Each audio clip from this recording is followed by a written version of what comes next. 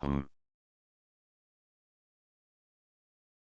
モデル is a updated eyebrow.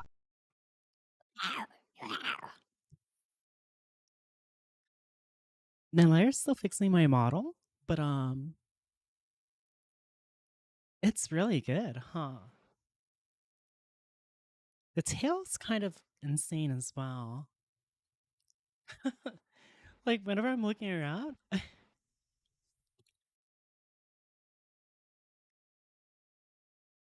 like, is it not? Or is it just me?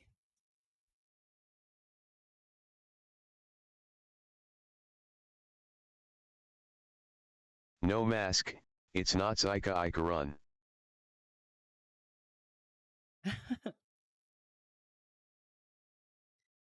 No mask? I don't always have the mask on, you know?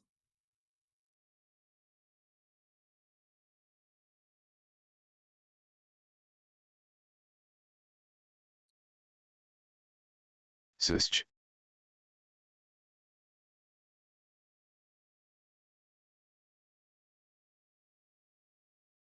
マスク was sometimes optional.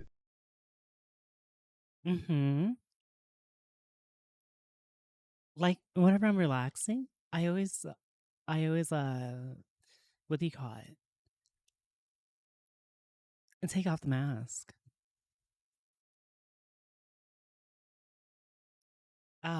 We might switch to Dead by Daylight one moment as well. Or I guess not. Okay. This okay, this tail is kind of insane. Look at it. Right?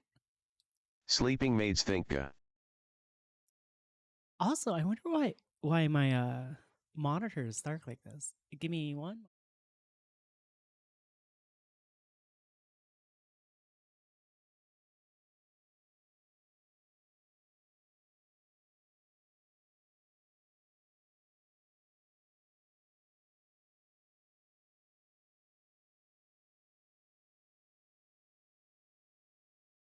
Okay, I remembered. Up here. So yeah, I need her to fix my headband real quick. And the tail is kind of insane. But beyond that, like everything else is good. I like this way more. I like this style way too much. Okay. Chat, I've been stuck listening to this for like 7 years and 7 days and 7 hours. Listen. Are you ready?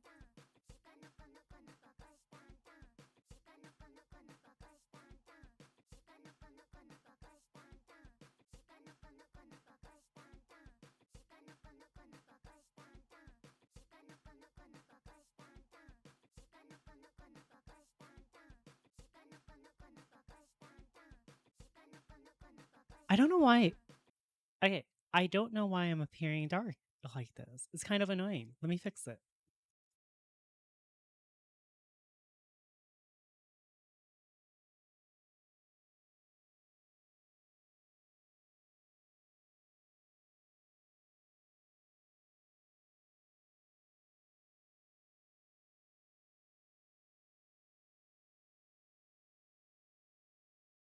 Hey, I'm back.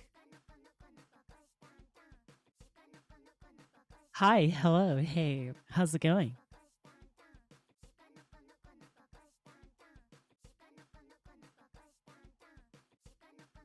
You were gone?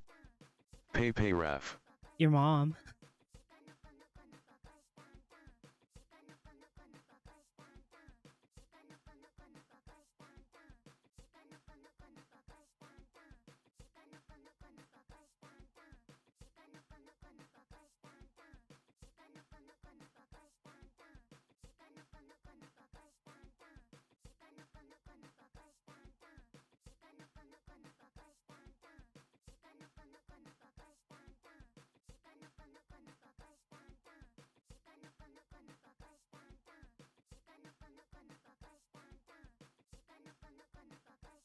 I like it too much. I like it.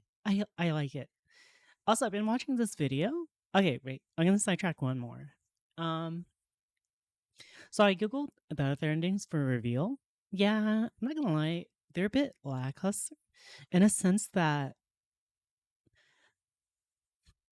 there wasn't really any closure.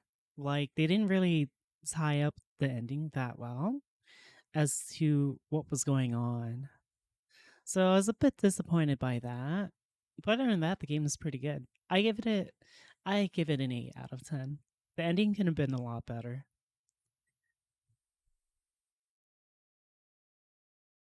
But yeah. But yeah. And hello, hey everyone that's joining us. How's it going? Yeah, today we're just mapping again. And then tomorrow we're gonna do VR. I wanna do VR as well because there was a map update I from a thought map about ride. it and think that the twist doesn't go anywhere. Yeah, they never capitalized on it. I checked the other endings. They really did nothing with it. But beyond that, it was pretty good. These are the generations of augmentation that successfully used pulses of coral to augment their subjects. I've been watching this video. Oh my goodness. I'm so glad I can recognize a bit of it because it's so nice. Thus, these augmented humans, including you and Sula, have been highlighted as subjects Is that armored core? be able to Yes. make contact. It's like the whole Why, lore wave explained. mutation, which AllMind has detected at the watch point here. Incidentally, this might be why AllMind decided to take over Baus Arsenal number 2 in the first place. There was a coral well there, which might have been instrumental to her plans of locating a coral wave mutation. This C-model mid-range radar imaging overlay in her ghost's log reveals one more thing too.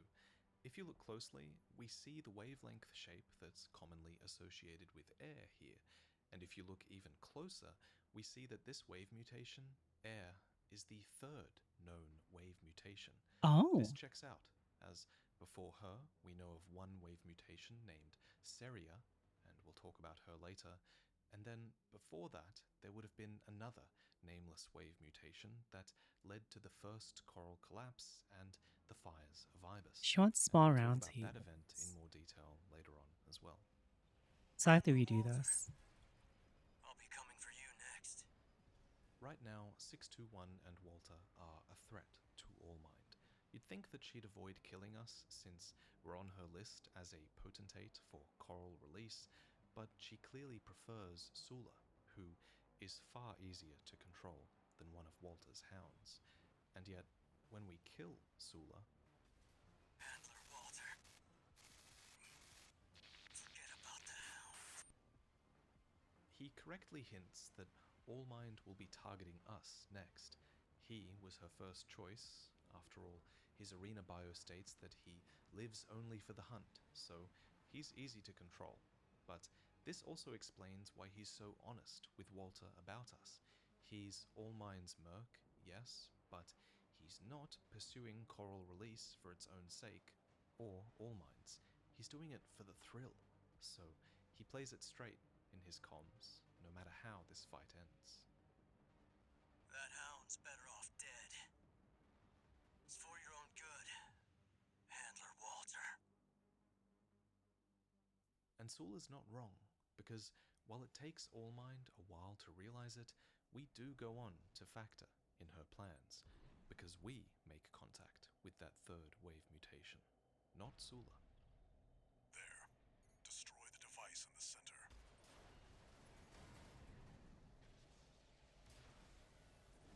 Good job, 621. This game is so good. Oh my goodness. We're done here. Head back to base. Wait, no. 621, get out of there!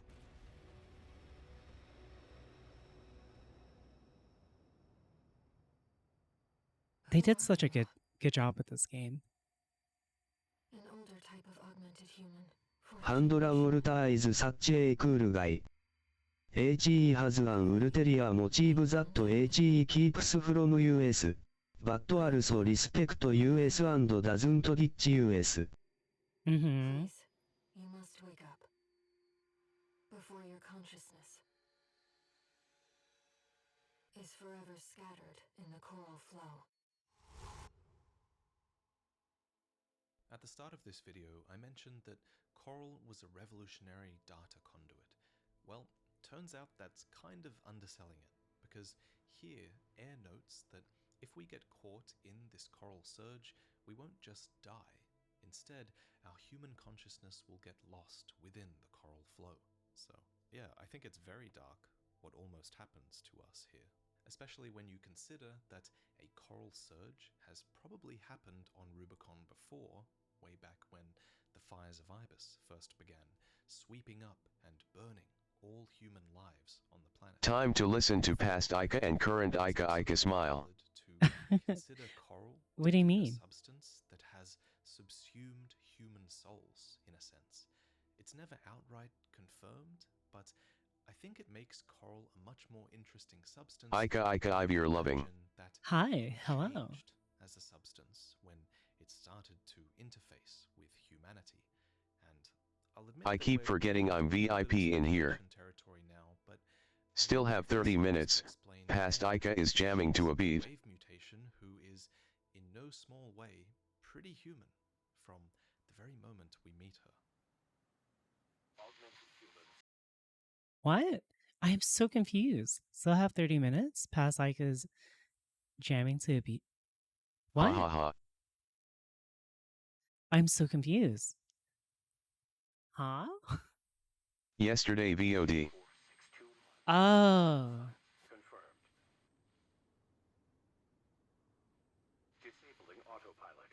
Establishing comms link with Raven. I've taken your comms link offline for now.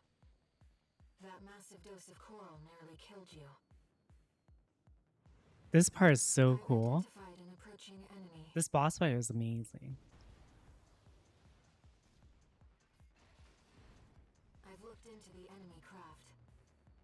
It's an autonomous PCA craft, Balteus. Ica, quick question.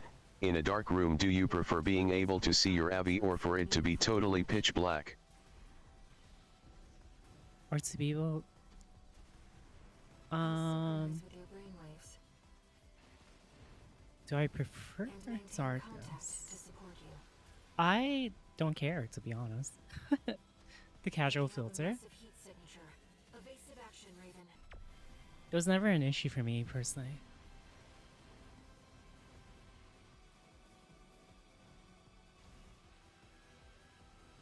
Please, you have to focus on winning this.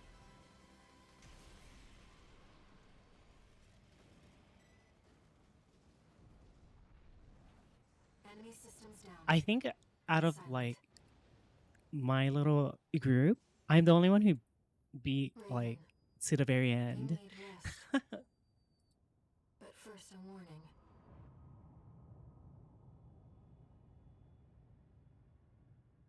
The coral surge you were swept up in? That was just a glimpse. A premonition of the storm of flame that will burn Rubicon. I feel like they're bigger. What do you mean?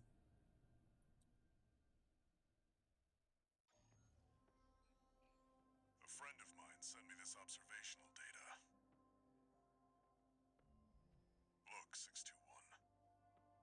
The localized coral explosion caused by the surge has a certain directionality. I don't understand. It's headed straight for the central ice field across the Arlean Ocean. Like a flock of birds or a school of fish, coral loves company. Which means, somewhere in the ice field, there's a huge mass of coral lying dormant. As befits a coral entity, Air was inclined to stay with her coral brethren, and when the surge blows them sky high, she's still inclined to follow them, wherever they go. One interesting thing to note here is that while one coral surge occurred here, it actually triggered a coral explosion way further west. This is because there's a difference between a coral surge and a coral explosion. A coral surge is just a mass of coral moving outwards, escaping a vacuum, perhaps. We later learn that the destruction of this watchpoint created a number of coral surges, so I Ooh. assume us destroying the watchpoint caused the underground coral to vent out and surge in the entire region.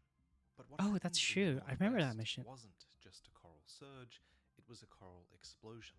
A coral explosion only occurs I can't believe FromSoft made all the artists rage at a voice made of red electricity. Good rage. Ignite a coral, so I assume there That's must have been true. something that ignited it over there in northwestern Bellius. Not that we'll ever really know, since the whole area was instantly vaporized. At any rate, this marks the end of Chapter 1.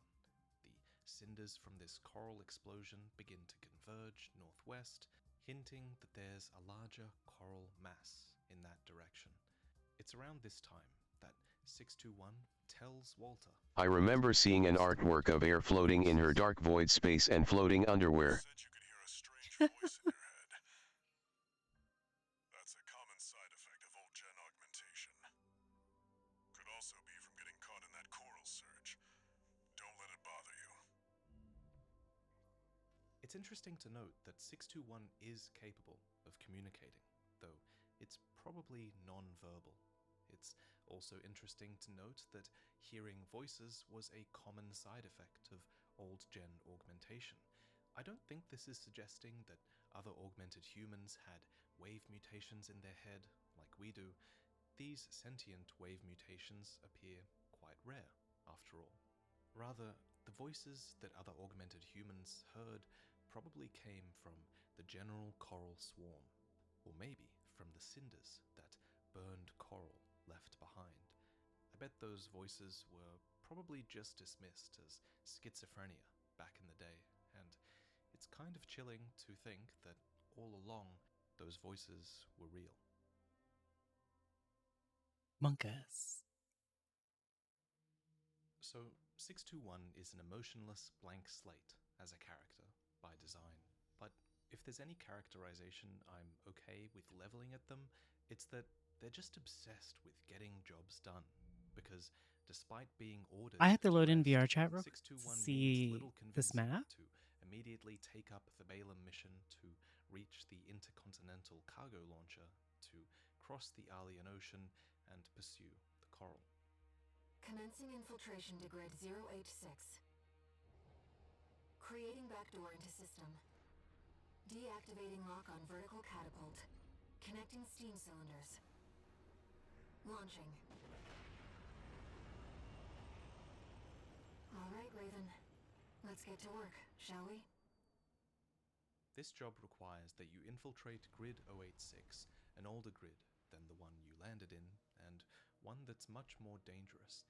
It's the territory of RAD, a group of arms dealers who are themselves an organization of dosers, Rubiconians who treat coral like a drug.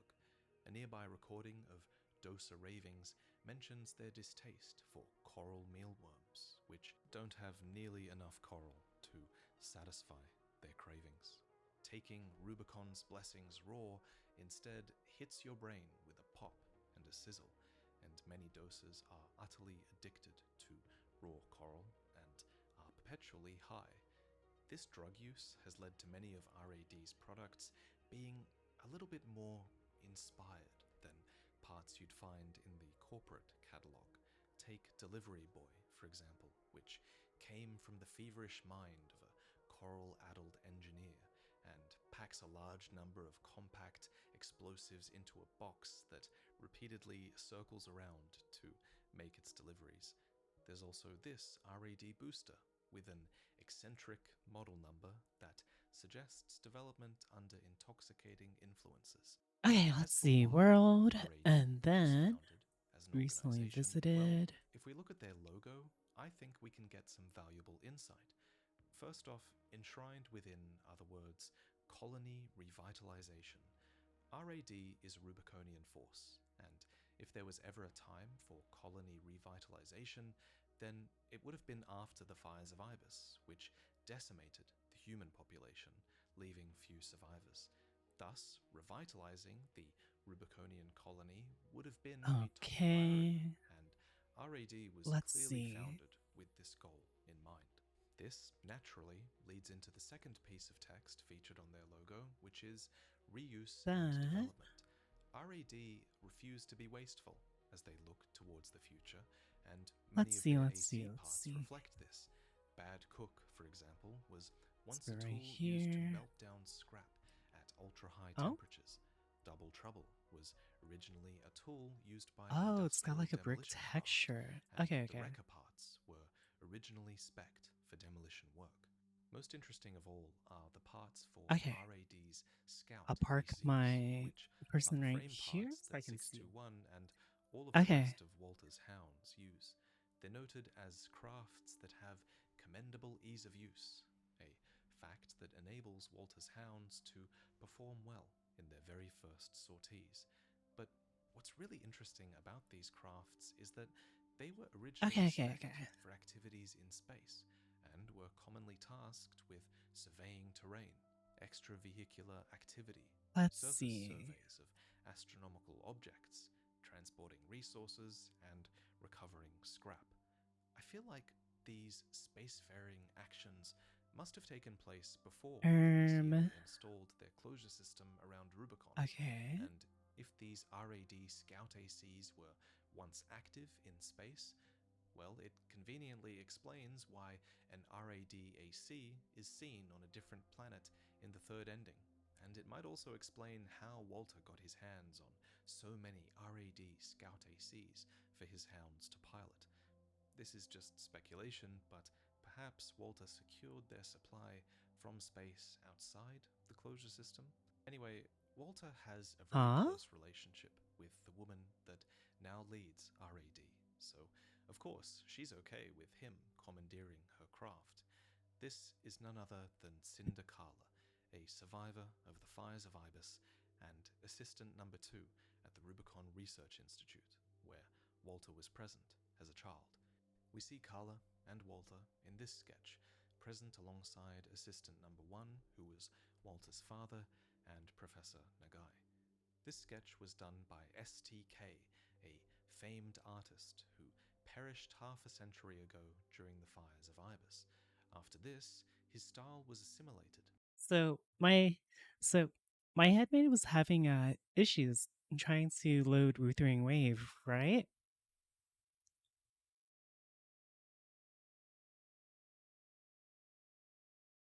And so she had another issue that she fixed. I quote, "If any of you got any issues with updating GeForce drivers, change your language from to English US if you haven't for some reason. My Microsoft C++ was acting up. Because of that, she fixed her issue. Now she can play Wuthering Waves. Which is weird, but it works. So that's a solution and a half, right? It's nice. I'm gonna screenshot this just in case anyone else has this issue.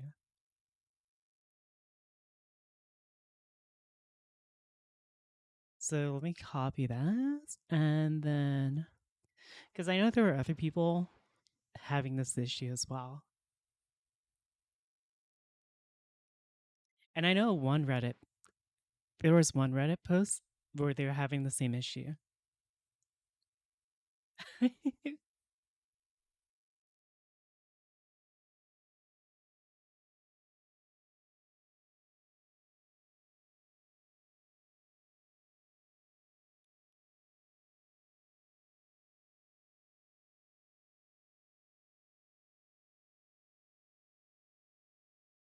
So that's nice to see.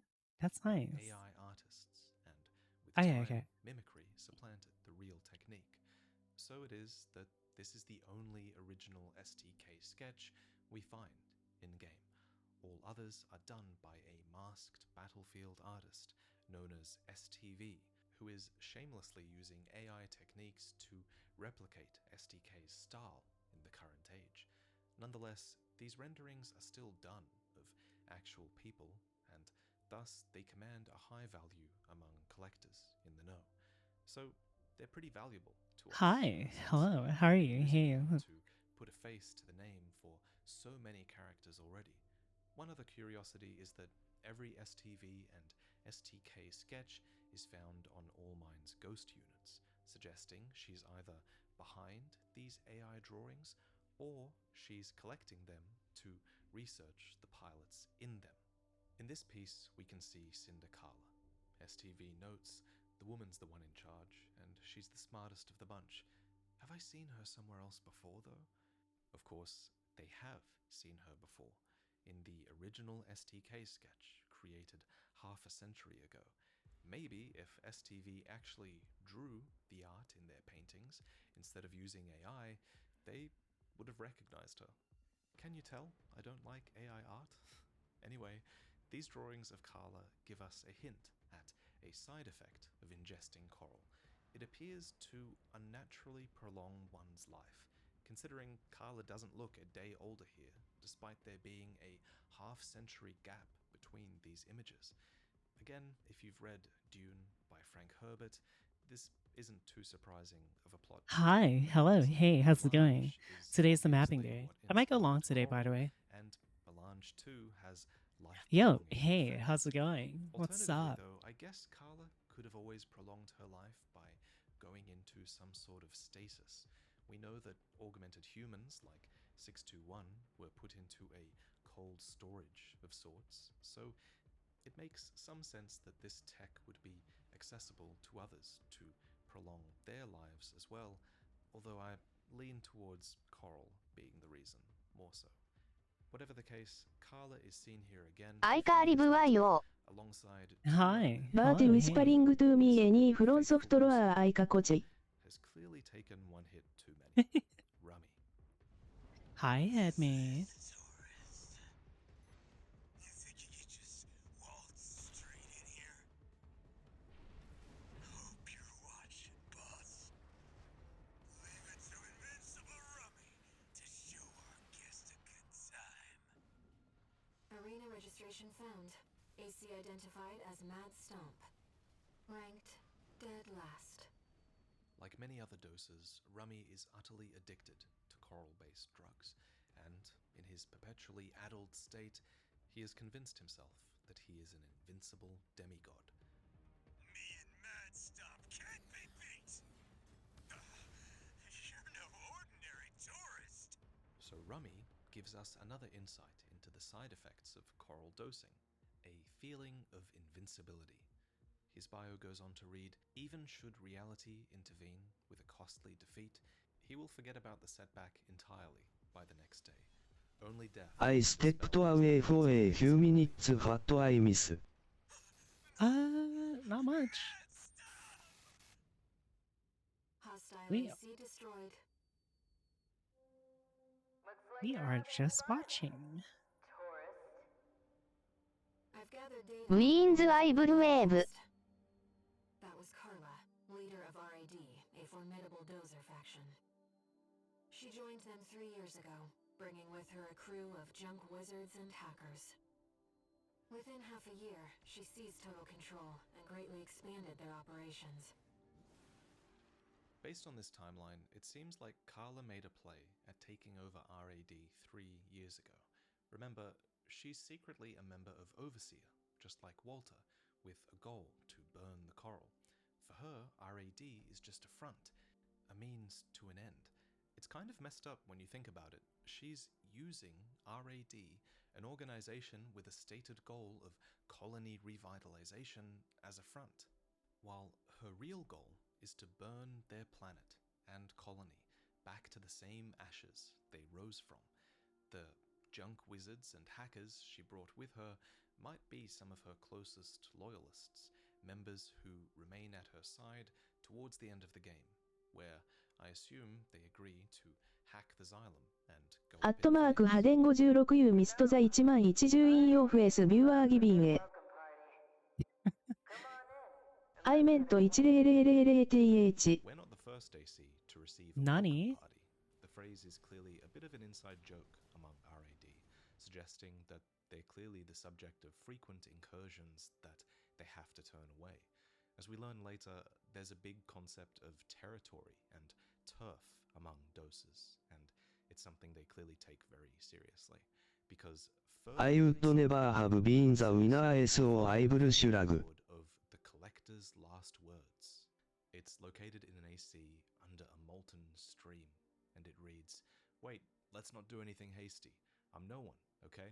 I'm just a lowly debt collector. I didn't know this was your turf, I swear. The guy I'm after, he's a tricky one. He could be hiding anywhere in the grid by now. Wait, no please, you don't have to kill me." True to his word, right opposite his submerged wreck is the AC pilot he was seeking. The pilot's name is Nosak, and his AC's name is Bitter Promise, likely named after Nosak's tendency to take on loans, upgrade his AC, and then short his creditors.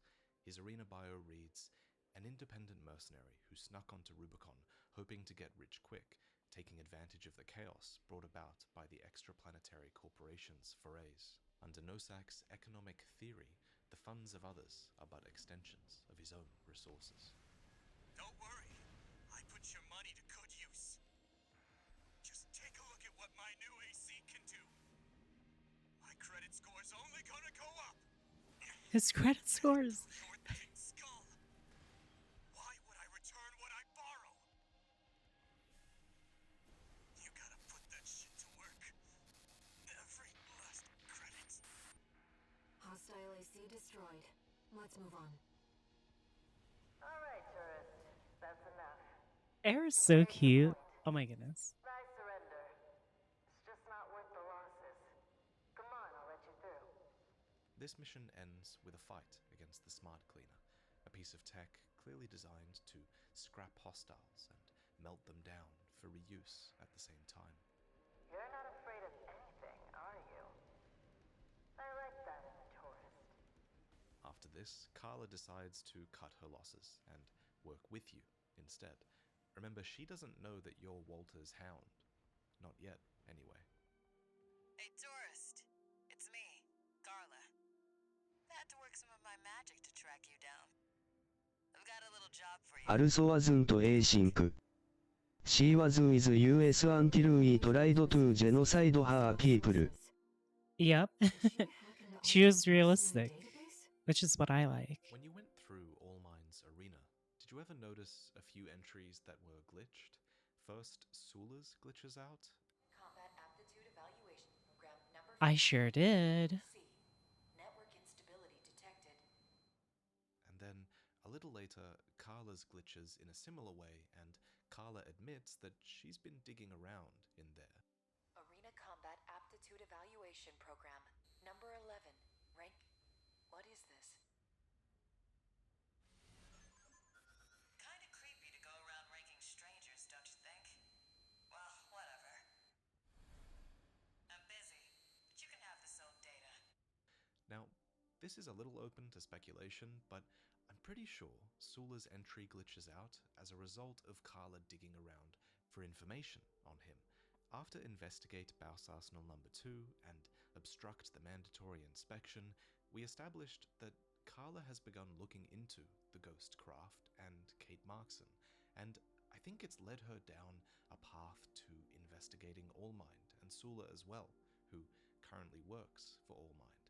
I personally also think that it's Carla who's responsible for hacking the data logs from all of the destroyed Allmind Ghostcraft we find in-game.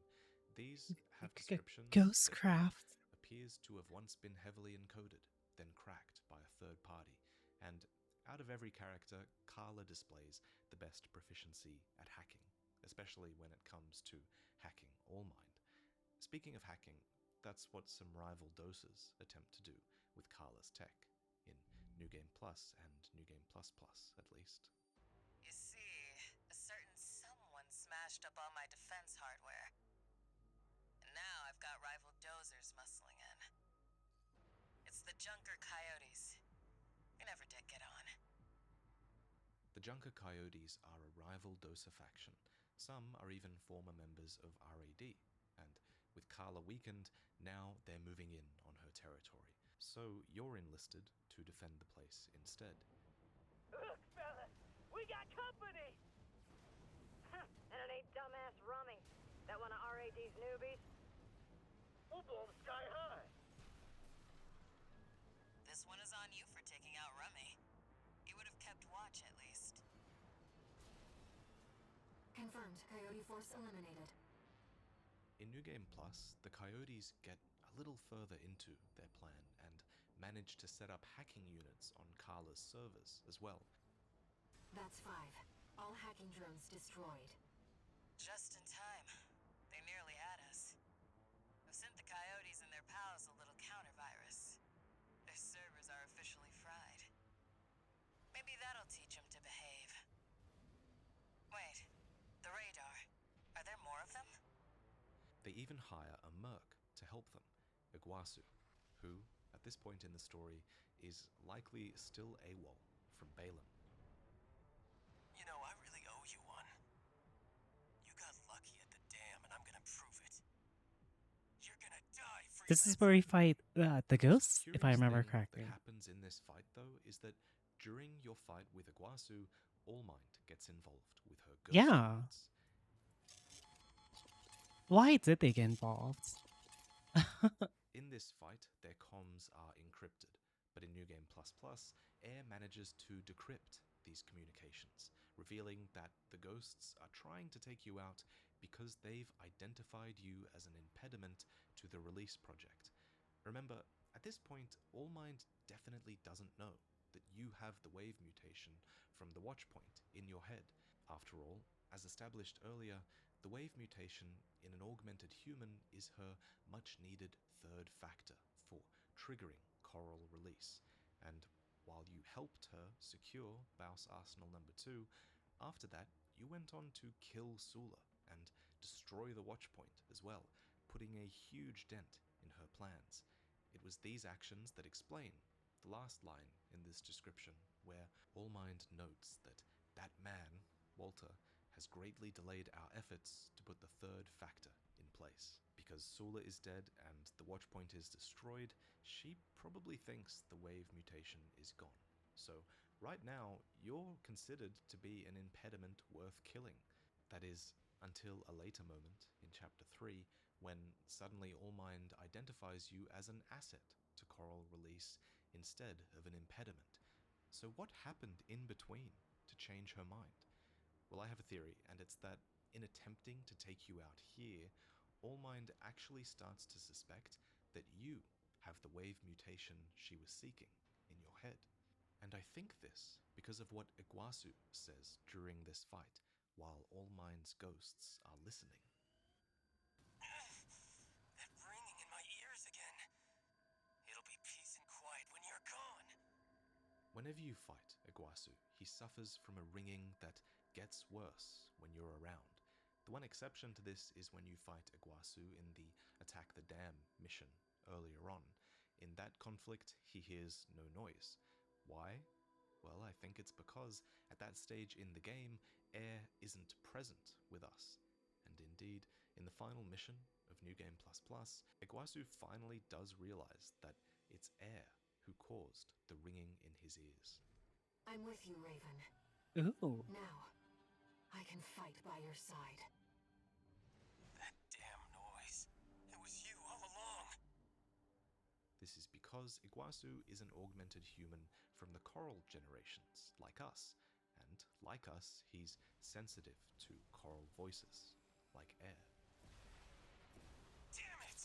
I would have had you! Don't you dare think you've won! So I think, and again just speculation, but I reason that by overhearing this exchange, Allmind eventually figures it out and tries to get 621 and Air on her side. But that's in Chapter 3. To get there, we have to make it to the intercontinental cargo launcher and cross the ocean. One more thing, Raven. Cinder. Carla's nickname? That's what the Rubiconians call survivors of the fires of Ibis. But if the fires happened half a century ago... well, it could just be some dozer inside joke. Thanks to Carla's personality, she can pass this off as a joke, but the truth is, she was there, and she was probably ingesting the coral back then as well. After all, even her portrait reveals that she already had addictive habits. This elevator goes straight to the top of the grid, the outer shell. Sadly, that's beyond my territory. I mean, once you're out there, the PCA satellites see everything. A few of the stupider dozers took it as a challenge, went out to prove themselves. You can guess what happened.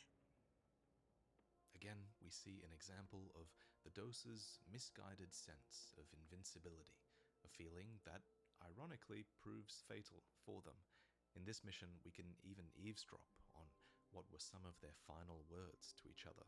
They say, "Want to hear something wild? Turns out those big shots at the PCA who run the satellites take their orders from an AI. They're working for a computer, man." It's our first reference to the system, the AI that directs the PCA to enforce planetary closure, just like they're doing here with their satellite cannons, preventing anyone from getting near the cargo launcher. Fittingly, this part of the grid, with the launcher on it, is higher than the others, and thus it's in range of the PCA's satellite cannons.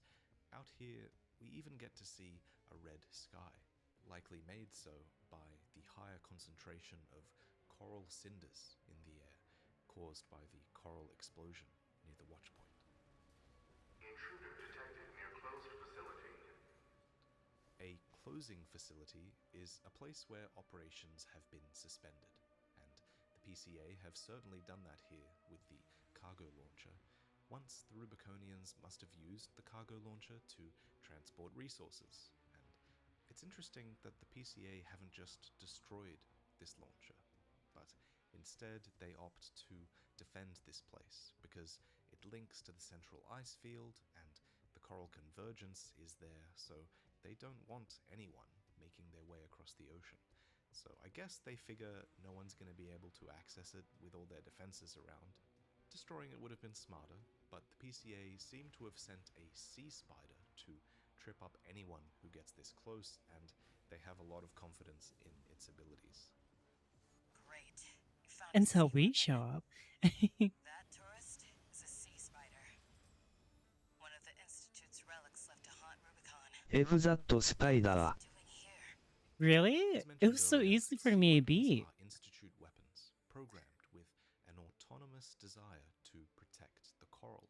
In my opinion, it's no coincidence that it shows up here. Later, we get evidence that the PCA has repurposed the Institute sea weapons to defend points of significance, so I don't think the sea spider is any exception. Of course, that doesn't explain why the Institute built a sea spider. That spider had me changing my loadout so many times. Designed to defend I just places kept on doing or even shotgun in and the sea. then using the Later, we do lance. find Institute City that once floated on the ocean, so I guess it makes sense that a sea spider would have once been an important asset for the Institute. Enemy systems down. The generator's going to explode.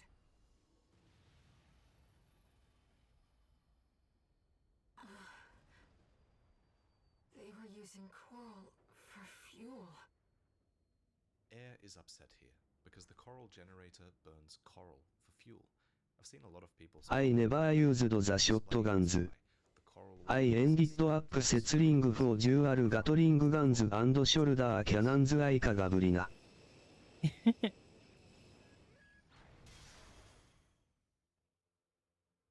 That was quite the show, tourist. How about we get back on track? Hop in the container. I'll operate the launcher from here.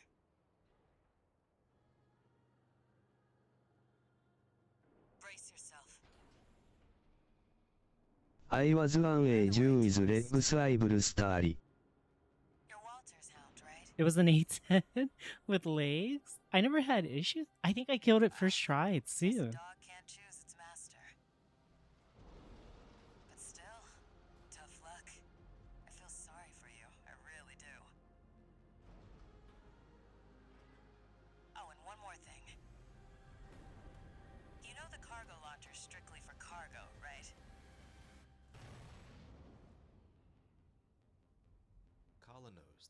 even if you succeed in Walter's mission, that it's your fate to burn in the fires of Rubicon. No wonder she feels sorry for us. Raven?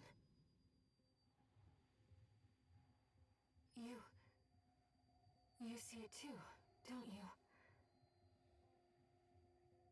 The voices of the coral. Currents coursing across Rubicon.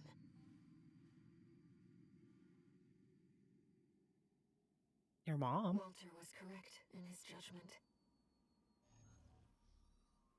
The coral. It's here, in this desolate place.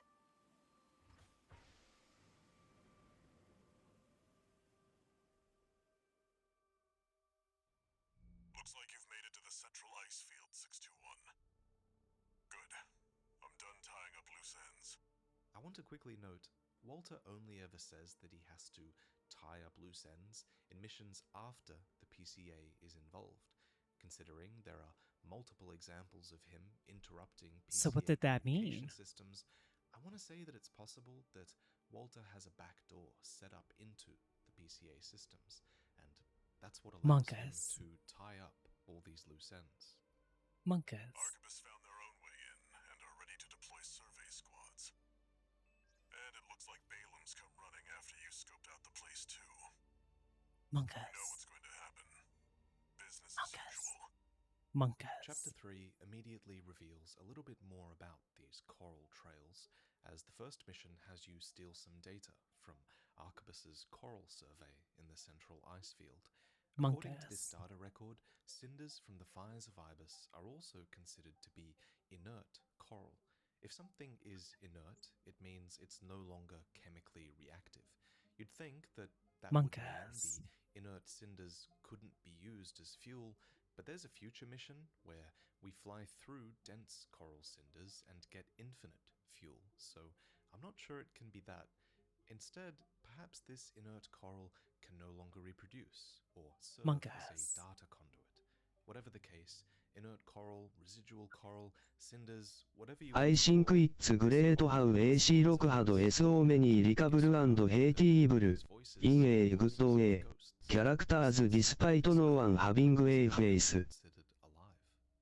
I agree. Moving on, this log talks about Monkas. how Arquebus also surveyed PCA's old bases on the central ice field, revealing that they were built on planet to help facilitate the PCA construction of the closure system, only to be abandoned afterwards. Even the Rubiconians have forsaken this lifeless place.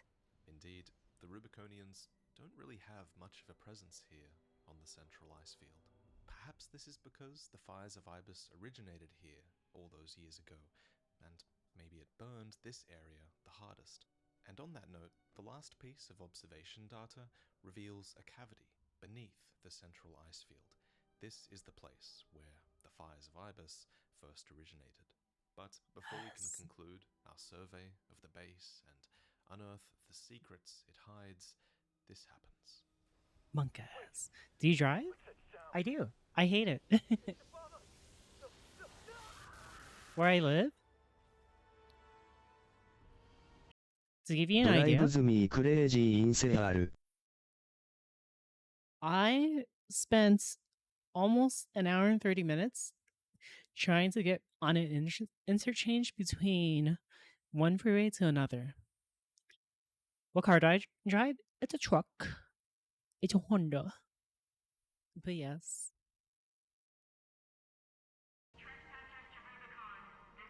What do you mean, oof? It's a pretty good car. A truck Monkas. Yeah, so I can run your ass over when I see you. But like, is that... Bring it on. I'll bring it in you. The PCA. They're coming. With the exception of the PCA force that came for the mandatory inspection of Baus Arsenal number 2, this is the first PCA force we've seen that isn't a subject guard. This fleet and its outriders are something else. They're a force reserved for special missions and appear here to suppress the corporations who have clearly gone one step too far in their efforts to exploit Rubicon. So they're being suppressed here. Shortly afterward, the PCA act quickly, wiping out several of Arquebus and Balam's survey bases and managing to push back corporations for the very first time. In your first playthrough timeline... Oh no, oof, 1 hour interchange? Yeah, it's terrible. People don't know how to fucking drive. But in New Game Plus timelines, they know better, and give you missions to take out PCA forces as well, fearing that the corporations will eventually commandeer PCA technology and use it against them. In one such mission from Middle Flatwell, an RLF leader, you're tasked with a Corolla? No. LCs and a HC. LC stands for Light Cavalry, and the HC is Heavy Cavalry. It's a piece of cutting-edge tech that the PCA deems very powerful. You must be confident to come here alone. No matter, this beauty's more than a match for some patchwork AC. One thing you have to remember about armored core units is that there's a lot of variance in what an AC can be. As our opponent condescendingly points out, ACs are patchwork. They're modular pieces of tech that are built to the preferences or shortcomings of the pilot. There's also a lot of variance when it comes to AC pilots. Some adults like 言えねばドリブンオンアンインターステート。フェアイドライブアイドントゴーベリーファー。ザソートオブザインターステートスケアズミーアイブルナニ。You get used to it after a while. The PCA Heavy Cavalry, on the other hand, is a non-modular tool, expressly designed for one purpose. It's not as bad as you would think, if I'll be honest. In many ways, it's beyond AC tech, but in other ways, it's beneath AC tech. After all, a HC pilot can't change their build based on the latest patch notes. Haven't they heard laser turrets are the meta now? Bazookas are the meta now. Laser tanks are the meta now. No, the HC cutting edge. You live up to your name, Raven. You fight like a bird in flight. You may yet fly higher, beyond Rubicon's scorched skies, to chase the freedom we never knew. Raven, I've been thinking about what Middle Flatwell said. The others are so used to fighting and shouting slogans that they've given up thinking. But Flatwell, he's exploring the potential for something new. Flatwell sees a future for Rubiconians beyond just living within the closure system of the PCA. He may be the RLF's second in command, but he thinks beyond Dolmayan's zealous slogans for the Coral to abide with Rubicon. Dolmayan might have inspired a generation of Coral warriors, but it's Flatwell who seems more relevant in the current age, especially considering the crisis of faith that Dolmayan was going through during the prison rescue. Anyway, as the corporations prepare their own counterattack on PCA forces, Balam gives you a mission to distract the PCA, tasking you with destroying a derelict watchpoint that the PCA plan to repair in the future. Code 1-5, unaffiliated AC. An attack? Why? This watchpoint is linked to a coral vein below ground, and it's here for the second time that we destroy a watchpoint sensor and trigger a coral surge, much to Walter's surprise. A coral surge? That shouldn't have been enough to... Monkas. Pull out, now!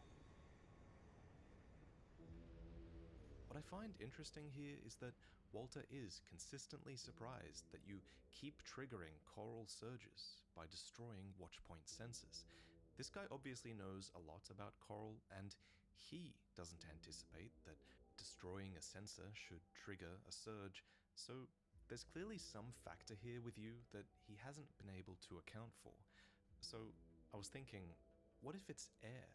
We know from Professor Nagai's logs that a wave mutation precipitated the coral surge that led to the fires of Ibis, so I'm assuming it's the presence of air here in these watchpoints that are triggering coral surges here too. even if she or Walter never realize it. Code 31C. What's the system's verdict? Proceed? How exactly?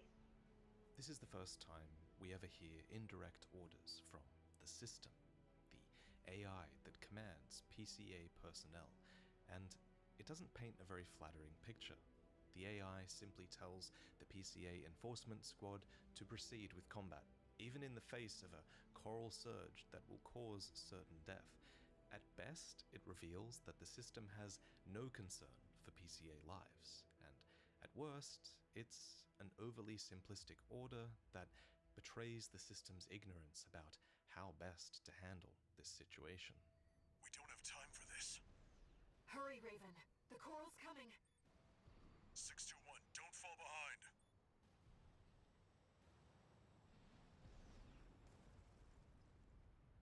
Okay. One misstep, and that coral surge would have swallowed you whole. Raven, must you always put your life on the line?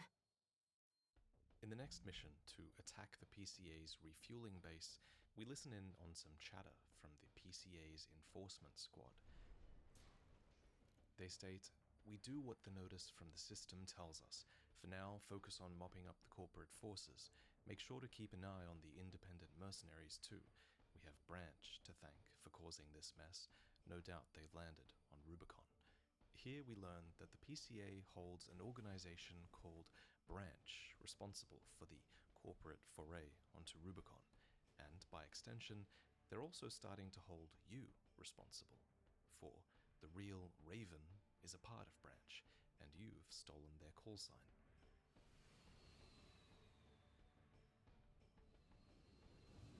The watch point report checks out.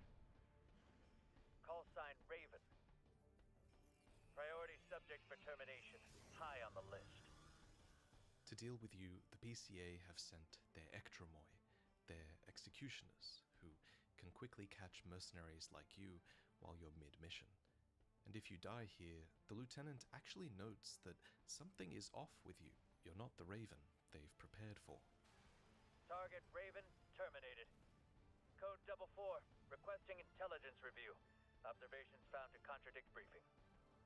Meanwhile, back in the Bellius region, the Rubicon Liberation Front is plotting to retake the wall, which Arquebus are now using as a coral survey base. Beyond that, Arquebus have also started setting up some other infrastructure, including a re-education center and an ominous place called the Factory. Text data in this mission reads, "To facilitate smooth progress of the Coral Response Survey, a temporary branch of AREC is to be installed on Rubicon. Primary subjects are to be Rubiconist prisoners of Rumao. This reveals Imagine the enemy being confused that UDA like a not tank. just on Rubicon, but off-planet as well. From what we learn later, re-education True. is a torturous process that realigns the victim's priorities with Arquebus, making their human lives worth something to the corporation. That said, there are those that can resist this process. The log goes on to state that subjects who are resistant to re-education and who possess a certain degree of combat skill are to be processed according to the relevant procedures and transferred to the Factory. Later on, it's revealed that the Factory contains pilots that are used for experimentation. It's also revealed that these relevant procedures for processing resistant pilots seems to involve some sort of amputation or mutilation.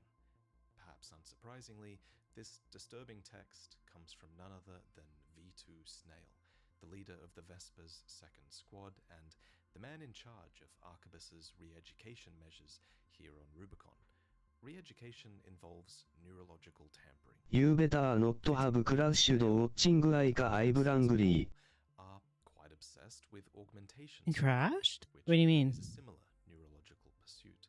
Snail's bio reads, "After receiving Generation 8 augmentation surgery, Snail Check sites and continued to see? receive follow-up Oh, you mean treatments in the as new Discord. technologies entered the mainstream, so as to make their merits his own.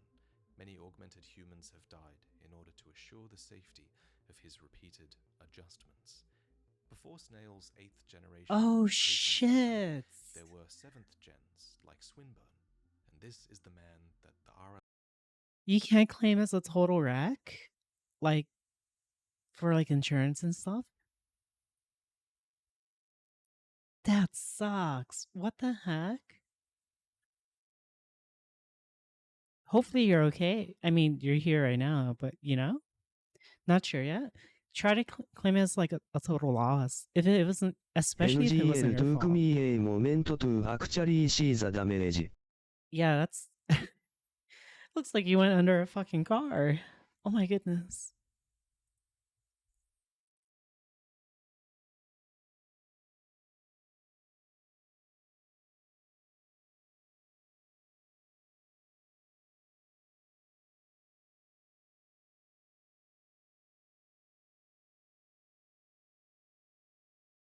But yeah, how's the other guy? You fucked them up right. Yeah, do you like, you know? That sucks though, jeez.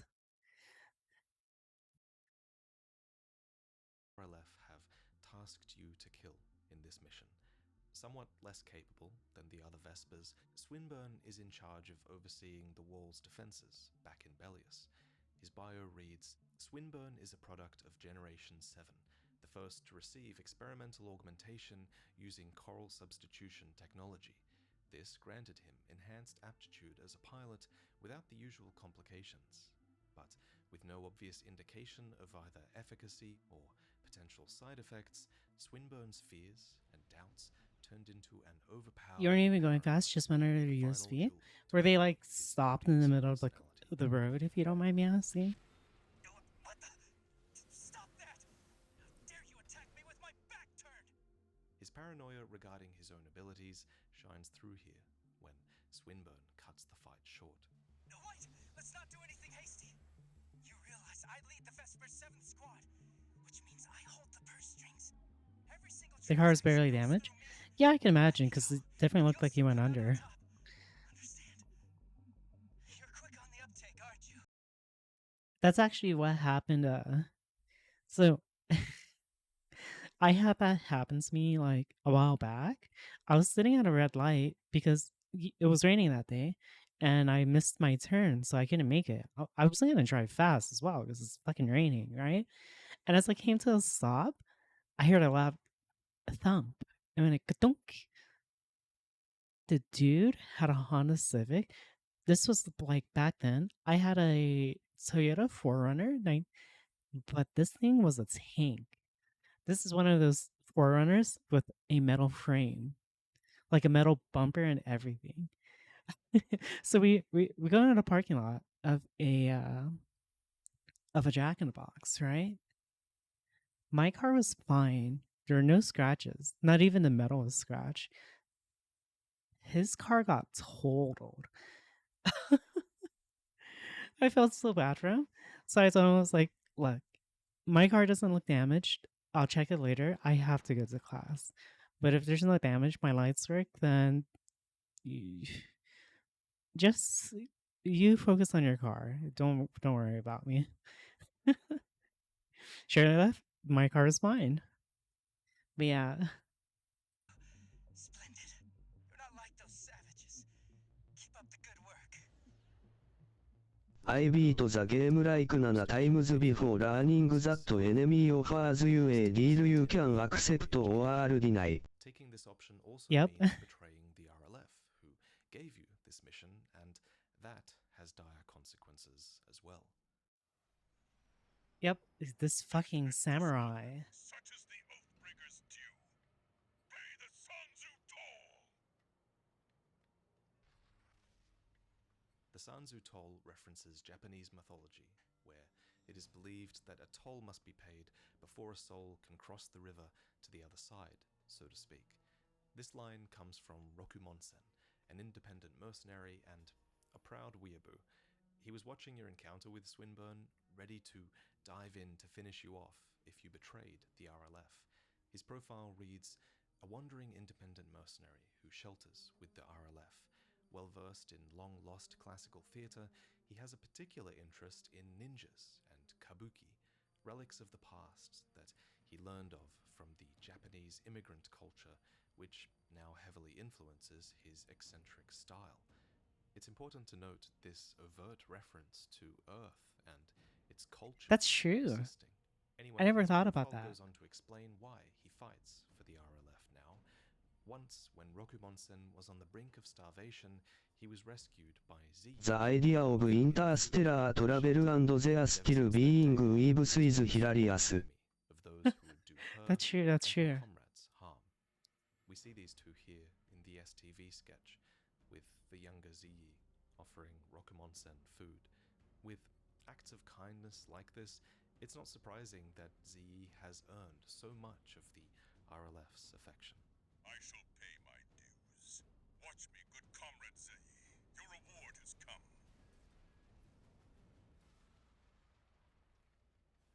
Heed me, Oathbreaker. Treachery benefits none. Coral take you there. That was certainly an adventure. Next up, heavy missile launch support. The Coyotes are back, harassing RAD, except this time they've joined forces with the PCA. What's really interesting about this mission is the area it takes place in. You're actually launching missiles from Watchpoint Delta, the same place you met Air after triggering that coral surge. Apparently, Carla has taken it over, and now considers it RAD territory. So it makes sense that the PCA want to take it back, using the Coyotes as their pawns. We started without you, tourist. Get to your position. We did arrive as scheduled. I suppose they're an eager bunch. We're all set, Chief. Commencing missile launch sequence. Carla intends to show them some fireworks, and it's here that we meet her systems admin for the first time, Chatty Stick, an AI whose profile reads, the right hand of RAD's ringleader and chief engineer, Cinder Carla. One day, Carla built a simple suggestion-based AI to provide basic support and occasional entertainment. Is she However, playing AC? no matter what Mapping this thing. conversational No. I am just mapping. That's all I'm doing. We're watching a video. She gave him, he would never say more than necessary. Instead, it seemed that he was content to be a good listener. Mapping and watching lower eyebrow graph. Eccentric ideas. Ironically, Carla does find it entertaining that Chatty never provides more dialogue than necessary. That, coupled with his extreme attentiveness to I guys cool but not that cool. Shut the hell up, Hayden. That said, I some don't sit on your comms records face. from other doses reveal a distaste for AI. Earlier, they questioned the system, and in that same log, they muse on Chatty's AI as well. Missile launch sequence at 90%. If that is to be my penance I will shrug.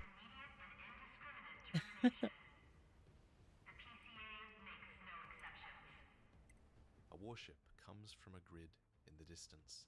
Presumably, this is territory of the Coyotes, who now share a kennel with the PCA. And it's this grid that you destroy. Missile launch sequence complete, Chief. You're the best, Chatty. Here come the fireworks. Raven. They really are like fireworks. This next mission doesn't take place in Bellius or on the central ice field. It takes place in between, in the Arlean Ocean, which hides a floating city built by the Rubicon Research Institute long ago. This floating city is called the Xylem, a word that refers to the part of a plant John Tactics you'd have to ask Val. sustaining the plant. Initially, I speculated that this might mean that the Xylem Why aren't there femboy stockings on Val's throne page? He's moving right now, so he has to, put more important stuff. I mean, that's just as important. But you get the idea, right? You get the idea. Already owns them all. Yeah, that's you. Arlean does translate to ascend, after all. However, in cut dialogue, Air speculates that the city might have served as a maritime relay for transporting Rubicon's resources, meaning that the Rubicon Research Institute might have simply used it as a relay station for moving Fanboys lie resources without their over the stock, ocean. but what if he already Another has piece of them? speculation I See? have is Think that about maybe this is that. the ship that brought the first settlers to Rubicon in the first place. In addition to whatever other function it has, the Xylem is described as a colony ship, and the vast city suggests that it was mainly used as a habitat for people long ago. Now, however, it's uninhabited, except for the autonomous defenses that have been left intact here. Unknown intruder detected. Normalization process E. These defenses have taken down Walter's survey drone. He says it was sent by a friend, but we eventually discover that he's masking the fact that he sent this drone himself, and he did this to see if the Xylem would still be operational for them later in the story. Later on, the Xylem becomes a big part of his plans. His drone reveals Xylem remains fully operational. The Planetary Closure Administration did their best to hide the place, but I'll find a way there soon enough. The only ones who know are the PCA and who? Who other than the PCA knows this place is here? Normalization process B2. Deploying antigens.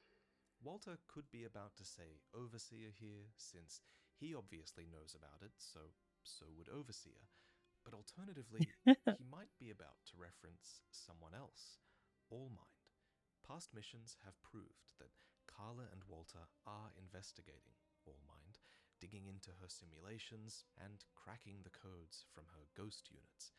It's not ridiculous to think that they're slowly figuring out how much she knows. What's more, these units that you're fighting over the survey drone, they're identical to Allmind's ghost units that she fights with, except here they're called antigens, deployed as autonomous defenses for the Xylem. I want to quickly shout out the YouTuber Smotown here, as I wouldn't have noticed that these were ghost units if not for their own video on AC6's lore, so definitely check that out if this hours-long video isn't somehow enough for you. Anyway, in that video, Smotown speculates that all of Allmind's ghost craft must have been Institute machines due to their presence as antigen units on the Xylem, which was built by the Institute, and very recently they were proven 100% correct in that speculation. That's because not long ago, Future Press released their official guide for Armored Core 6, and in it, all official names for enemies were revealed. Here we can see that the ghosts have an IA designation, clearly classifying them as Institute machines, alongside the Sea Spider, the Ice Worm, and others. This is significant because without this, you could actually argue that the ghost units are here because of Allmind, and that she integrated them with the Xylem or something, but no, these, and all of the machines that fight you here really, are all designed by the Institute.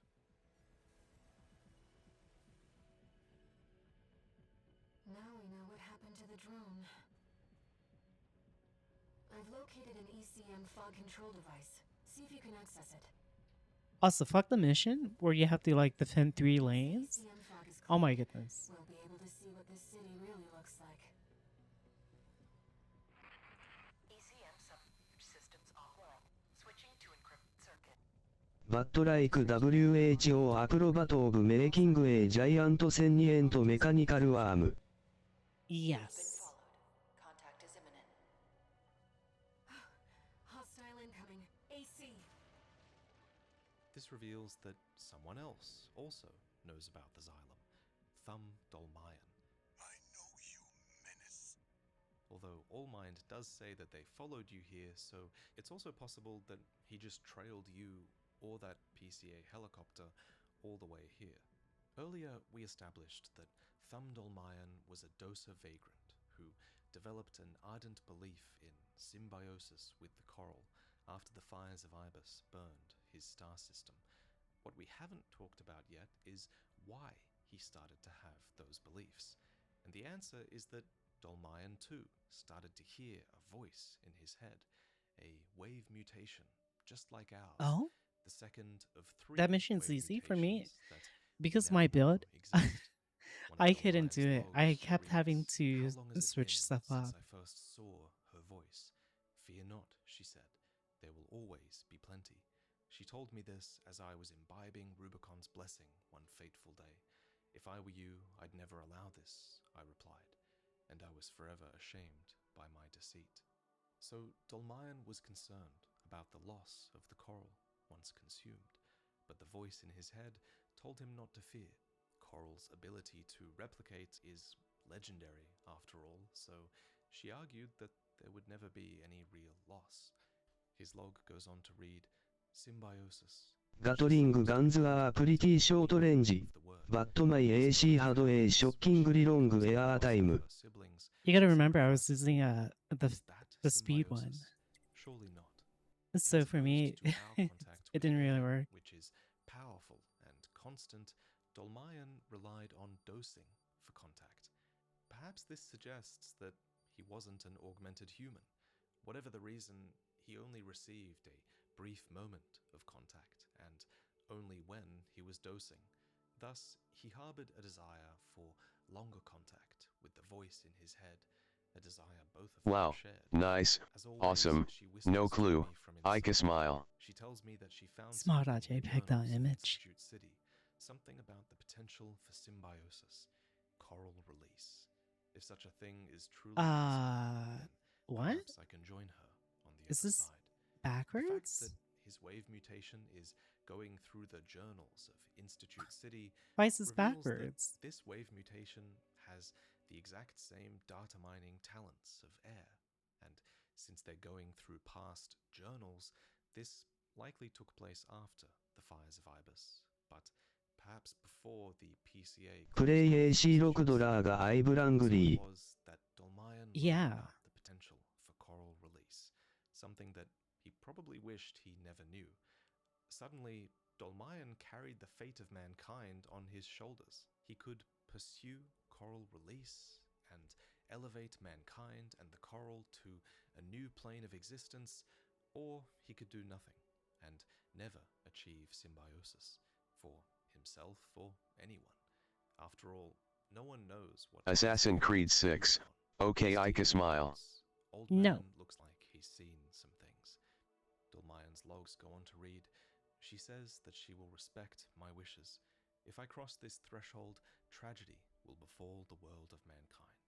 Yet, if I do not, here I stand, too afraid to cast the die." You can see them too. The voices, just as I once did. This reveals that Dolmayan no longer sees the voices. Perhaps his wave mutation went silent as the potential for coral release died in Dolmayan's heart. I don't even know which Assassin's Creed is the sixth one. Abide with Rubicon. Coral, endure within us all, for none of us shall cast the die. In the end, Dolmayan resolved to inhabit an active state of intentionally not casting the die. The oft-repeated hymn, "Coral, abide with Rubicon," is a plea born of Dolmayan's fear and the reverence of a dose's symbiosis. It's nothing more. He just gets chainsawed. Forgive me. Forgive this old craven. This reveals that Dolmayan's wave mutation, too, had a name, Seria, though it seems she has long since fled Dolmayan's mind, or Aw. she was lost long ago, when Dolmayan committed to a dose's symbiosis with the coral, and nothing more. Target destroyed. Good. He lost his anime wife. Symbiosis is no more than suppression and exploitation of coral. We hope this encounter was informative. Dolmayan's watered down I tried to make a fast melee Hawks'd AC, but turns out I suck at that play style. for humanity, a race of beings that she sees as creation's potential. Here, All Mind fulfills that familiar rogue AI trope of thinking that they know what's best for humanity. even if it comes at the expense of what the actual humans want. Back at the wall, yet again, now we learn that the RLF's action against Swinburne's forces at the wall was ultimately unsuccessful, as the PCA swooped in and suppressed both Arquebus and the RLF. Now it's Balam's turn. They were sending forces to attack the wall even back when it was controlled by the RLF. They sent them to attack Arquebus as well, and they're still sending forces now. Balam just can't let go of their failure to climb the wall. In this place, we find a new video record, a rousing speech delivered by an AC in front of RLF forces. Specifically, the AC in front looks a lot like Burn Pickaxe, which was piloted by Index Dunham before we destroyed it. Their speech is as follows. They say the coral was plentiful, infinite before the fires of Ibis, and then the Institute burned this planet dry. The academics in their ivory tower underestimated the power of Rubicon's blessing, and when it burned it all to ash. From Dolmayan's writings, we Yeah, learned that Otto, our the brain Rubicon guy, Research really Institute enjoys did his indeed mechs know especially. about coral release, and they knew what that might mean for mankind. They kept journals on the topic, after all. Therefore, when they burned the coral, it was probably because they understood its potential to destroy or alter humanity. The AC giving a speech here suggests that the RRI burned the coral because they were weak, as if they couldn't handle symbiosis with the coral, which is kind of ironic, considering that Thumb Dolmayan, their founding father, fears symbiosis via coral release in much the same way. It makes you wonder, if the RLF do Hi, eventually hello. achieve their I'm doing goal good. of How about having you? the coral abide with Rubicon, how long will it be until they crave a more complete symbiosis? Will they always be happy with just dosing? And what if Dolmayan is dead in this future? What is the hand without its thumb? Can a mere him protect against coral release forever? End of the line, killer. I will avenge father. Is that a new This is Abby? Ring 4, your would-be assassin. The avatar itself the is final finger we've yet to meet. is A warrior of the old, Rubicon but it's Liberation my Front, my paramount most and up to date. personal attendant to But Dolmayan, the VRM Freddy is new maintains an aloof distance from his fellow comrades, an admirer of the inner world of Dolmayan's mind. because I've He had entered this the style for battlefield like so that the father of the I'd Liberation say Front would months. never need to Just be alone. I never had it in the Paramour desktop is an form, old-fashioned term for if that love, makes sense. often used in the context of a secret relationship. This closeness is even conveyed in the RLF's STV sketch, where Freddy would be this character here, arm around Dolmayan. Not exactly subtle. Menace to Rubicon. No wonder father feared you. Can't read the next attack. Father, give me a sign.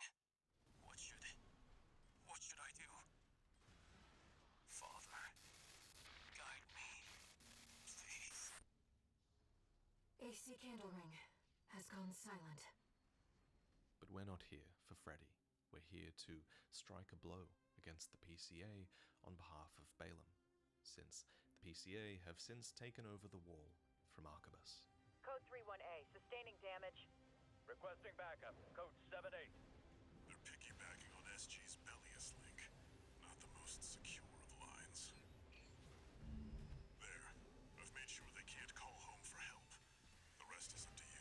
Wholesome art like raw? I don't. Huh? That's news to me. No, this one's actually more indecent in its own ways. He did it before. Here, He really must have I'm slouched right now, by the way. But if you look at VODs, Wholesome edge. but if you watch the VODs, you'll see why it's a bit more intense than my normal. Plus, for obvious reasons, I can't point out, but yeah. There's a yeah. This one goes SUS. That was a beautiful massacre at the wall. Small.jpg.image. Let me give you some advice. Join the red Okay, but yeah. Have a career. Climb the ranks. Keep that unlucky number. And eventually the curse will get you too. That's all. Don't forget what I said about putting you to work. Here, Gun 6 Red reveals his superstition for the curse of Gun 13. 100 Getting you to climb times the ranks already. of the Red Guns, perhaps he really just hopes that you'll eventually leave behind that unlucky number. Back at the central ice field, 621 is given a job to destroy Aware. the same PCA Special Forces craft that assaulted the Baus Arsenal in the All-Mind timeline. In this timeline, 5-year wave. are fearing that the corporations will eventually The adopt cataphracts. that same PCA technology. So Hi, here hello, on Earth, given hey. the chance to take out Why the is Drag PCA TTS? cataphract. Oh no. By now, TDS. PCA have established Yeah, there you go. Raven appears to be operating on Rubicon once more. Diary you went you have close is on. However, That's they different. figured out that it's you fighting with Raven. Guy really went, yeah, clothes on. That's different. Priority target for removal. That's true, I suppose. But hi, hello. Already hi, in Zax bed, and Chris. getting ready for the crankage. Really think we'd let you walk?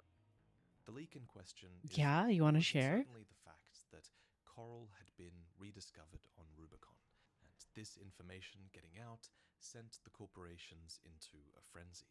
You've made Rubicon the corporation's playground. We had law and order under the PCA's watch.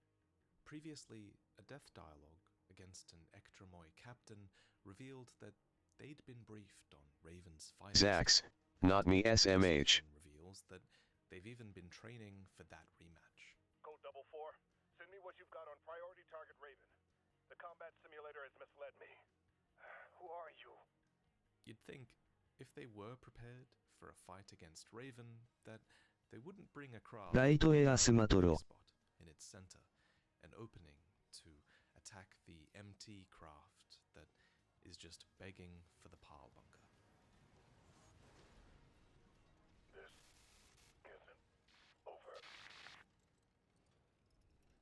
Forget about this Raven character. Borrowed licenses are always trouble. For this next mission, Arquebus has tasked you with taking out the PCA's birthed heavy I was just making sure that they are still rusty. Ike. She did have apple juice, What? but I see none of the effects she mentioned before Ivy agenda. What do you mean? I'm relaxed right now, okay? Last long. Settle down, settle down. Elites catch you and Rusty at the base. Code 15. Target for termination sighted. Time to You said apple juice makes you. Sorry to keep you waiting. Yeah, but I'm relaxed as well. I'm also tired Got because your back, buddy. I drove. Hope you've got mine. Maybe we can relax together. Yeah, you just wanted to I take me a believe. type. Just age. Small.jpg.image. Hi, Mai. How are you? An autonomous sea weapon Zax, designed you by may the take a call. Institute and later commandeered by the PCA. However, it can only follow their command to attack my fate I before resorting back to its core imperative to defend the coral. It's changing its behavioral pattern. Honestly too good. Answering How to are you? another imperative What the?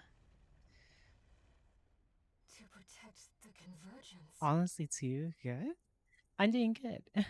Just relax. I'm tired. After this, I the drove corporations for a team long up, time. and even RAD gets And yeah. @波56 Fucking I terrible. believe. to punch through its coral shield, which weaponizes coral Shiza. directivity, the same directivity that led you to the ice field and the convergence in the first place. Luckily, long ago, Carla started developing a secret project, a rail cannon. What she wanted this for is hard to say, but whatever her target was, it must have been large. A PCA satellite, perhaps? Unluckily for her, the rail cannon was stolen, along with more credits and tech, by a man named Honest Brute. Initially, she trusted this man. Him and what's likely his Wrecker AC are even seen alongside her and Rummy in this STV sketch here. And as discovered by user DeltaV112 on Reddit, Honest Brute might have been the one who outfitted the RLF's Strider with all its weaponry. We can infer this because another Reddit user Just a New Leader, recently discovered that many RAD parts contain the letters C, B, R, and S, letters that are likely shorthand for Carla, Rummy, Chatty Stick, and Honest Brute. And the Strider, EB0309, has the B that is likely shorthand for Brute. Indeed, the Strider was weaponized by RAD. Brute's bio reads, Leader of the Junker Coyotes, a major doser force. Brute was originally hired by RAD. His smooth-talking, affable nature quickly caught the attention of Carla, who found him quite unlike the average doser. But high self-confidence and social assertiveness are common psychopathic traits, and when it was discovered that the man was a psychopath and a pathological liar, Brute fled, taking the little creatures, they're called Fookers. RAD's funds and technology with him, a loss that was too great for Carla to tolerate. We have a CTS for chat. She did, apparently. From Holic? I have no idea what those are. But here. Quite a while now. It's in Grid 012, which Carla reveals is one of the first sectors they built. This also confirms that the central ice field was likely the first place that the Rubicon Research Institute settled in, before expanding across the Arlean Ocean to Bellius, where more modern grids were built on the coast and then inland. I still think Ika just looked down and drew the first thing she saw as the body Ika smile. The lower a grid's number, your mom. the older it is. Do you call those cursed creatures none that we language barriers? are Did as you just far call gone those? as Grid No, 012. they're called Fookers. Welcome, tourist. It's a delight to enjoy the company of a visitor from F-O-O-K. Fookers. Yeah, Here at Grid Fookers. 012, Brute commands a force of doser We If you fook. use it, the same yeah. force that has If you use them, territory in you're a Bellius bunch of as well, Fookers. where they stage attacks on Carla and For example, Dragon Magic Here, is a though, Fooker. we find a log that reveals the Coyotes were former members of RAD. It reads, I don't know about our new boss. You think we can trust him? You think Carla's better? She's got the nerve to call herself a freaking cinder. Nice try, lady. Go fuck yourself, Ivy or Pepe Raft.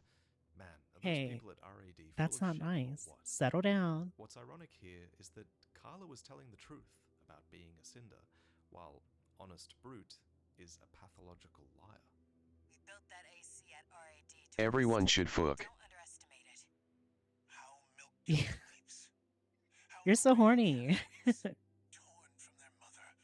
Oh, they must miss Carla so. I'm saying, Chris, you have to catch me. Alpha Fook. Milk tooth is You have to a catch me in from a Just H set of Public. early Small dot childhood JPEG teeth damage. that eventually fall out and are replaced.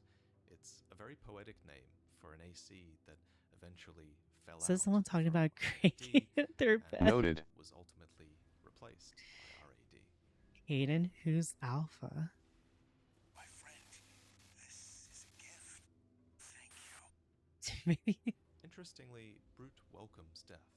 I guess he didn't like AI is- or was pretending to be. Interestingly, Okay. Brute is AI Chris? is Alpha Fook. their dislikes. If you have SPS, Somewhat and if you know what that surprising she means, asks small you to dot kill JPEG him. damage, She then perhaps. cites being confused by him. I'm the Sigma She Fook finds AZ. this human to be unlike any The others she has what? come to know. I guess this makes sense, considering air is a being that wishes for a greater symbiosis with humankind. Brute, it seems, would not be a fitting vessel for that future. And before we leave this mission, it bears mentioning that Allmind has been here. One of her craft can be found in this grid. Her data Okay. reads, the after effects of the fires of Ibis are causing anomalies that frustrate attempts to observe a number of sites.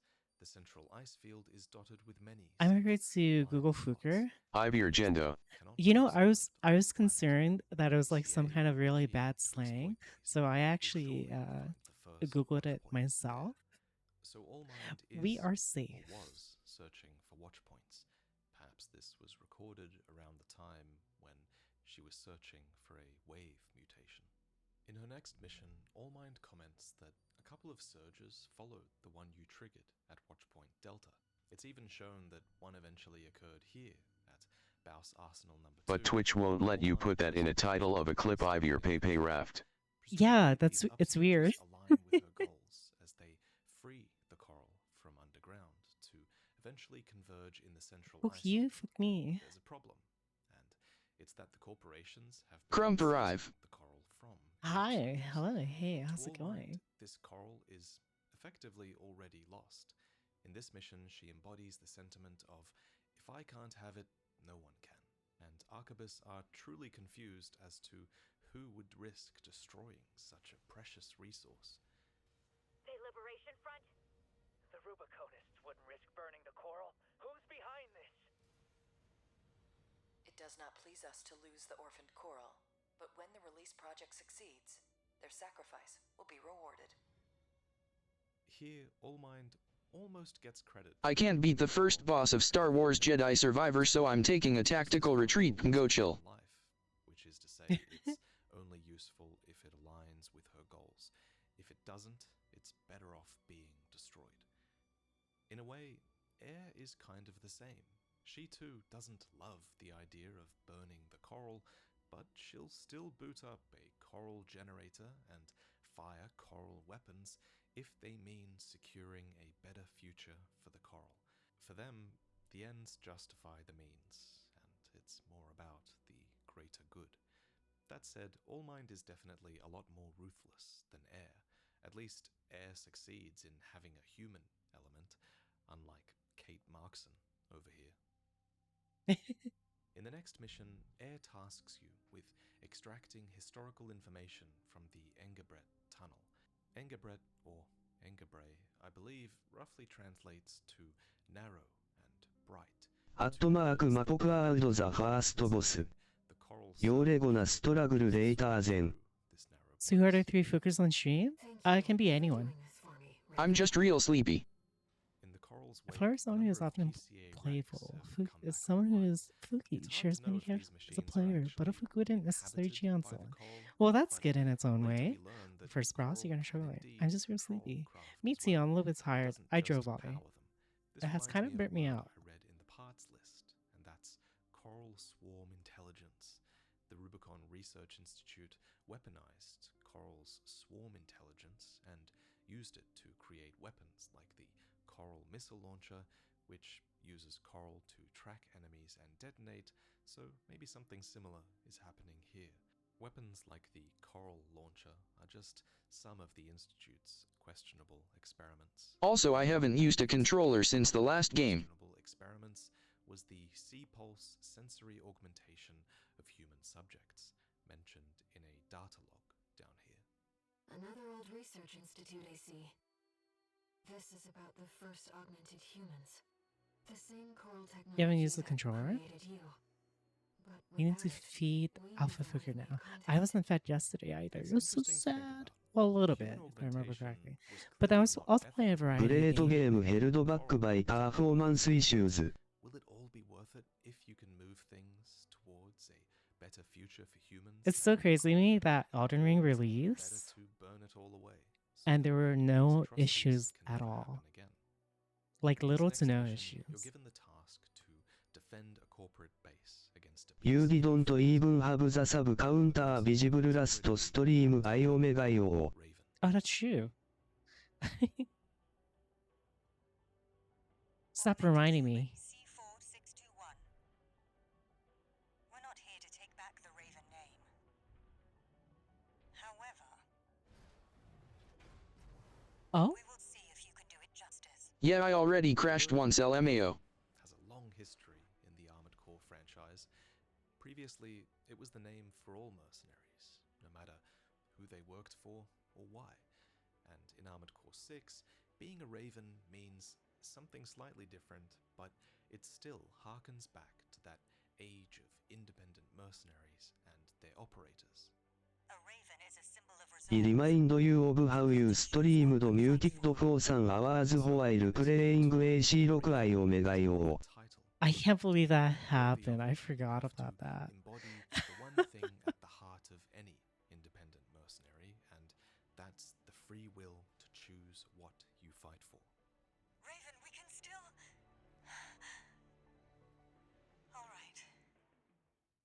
watch this one. See where they go on a raven's wings. The most curious thing about this mission is how Raven and their operator knew you would be there. I feel like they must have had some insider knowledge of the job you were about to take on and were able to anticipate your arrival. And this brings us to Branch, the hacktivist collective that Raven and their operator are a part of, working alongside Chartreuse and King. Let's get started, Raven. Astrocrown's pilot, callsign King, has an 89.6% mission success rate. Umbrox is piloted by Chartreuse, an aggressive bulldozer with unrivaled If you're tier 3, you Intersect could the two hear targets. them. There's our merc. Go take care of the objective, King. I'll clip this one's wings. Not alone. This is a Branch mission. I'll support you. So, earlier we established that Branch, this mysterious organization, were responsible for luring the corporations to Rubicon. This lure involved leaking that the coral... And if you are T4, you hear the voices Ica hears. ...on the closure system, which True. Chartreuse of Branch was responsible for attacking. Chartreuse's bio reads, an independent mercenary who arrived on Rubicon Insania. at the time that the coral response was rediscovered. Held to be a member of Branch, a hacktivist collective active in the Rubicon system, Chartreuse is the second oldest and is said to have dealt a critical blow to the closure system during the plot to attack Station 31. As for King, his bio is much the same, except it specifies that he's the oldest of the roster, and that he confounded an entire fleet of heavy warships in a solo diversionary maneuver during the attack on Station 31. This isn't right. You're just a Gen 4. You belong in a museum, not an AC. Chartreuse has this bullish attitude, with the emblem and AC parts to match. Her tank part in particular has some lore related to her as well. It was designed by Arquebus's Advanced Development Division, but during its development, the specs were stolen and leaked by an independent mercenary. Logically, this thief was Chartreuse, and the fact that she didn't just steal it for herself is a valuable show of what Branch truly values. Again, they're not just hackers, they're hacktivists who believe in freedom of information, whether that's free access to AC parts or perhaps free access to Rubicon. In my opinion, Goosebumps, the Pink they don't Castle? fight for any specific cause, but they'll fight for the right for ravens and other mercenaries to champion a cause. And what could be better for mercenary They're just opportunities temporary colors until I start texturing everything. You might not be so different from the other ravens after all. As for King, Air notes that he has a 89.6% mission success rate, and as such is advertised as the ideal mercenary. It's a good reminder that even though they're part of Branch, they're still mercenaries who like to choose the jobs they take on. Speaking of missions though, they've taken on an Arquebus job to attack the dam here, just as you've taken on the job to defend it. However, if you die before Raven arrives, With the modifier menu and such? Yeah, it's actually nice. Though I had to reset everything and figure out how to put everything back together. I was like, oh my gosh. What about the mission? We've achieved our objective. We're done here. It's important to them that you live up to the Raven name. So important that all of them resolve to keep on fighting for Branch and a new Raven, even if they're the last ones standing. Chartreuse. A new Raven will arise one day, and I'll have a perch ready for them. As for the name Branch, I think it could be symbolic of a few things. It could literally be the branch that's only there to support. I missed the button, so I added them back. It could represent branching paths and the free will to choose and shape the future.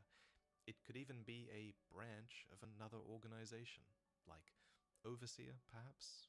Overseer's emblem is a tree, which is also fitting, but we just don't know.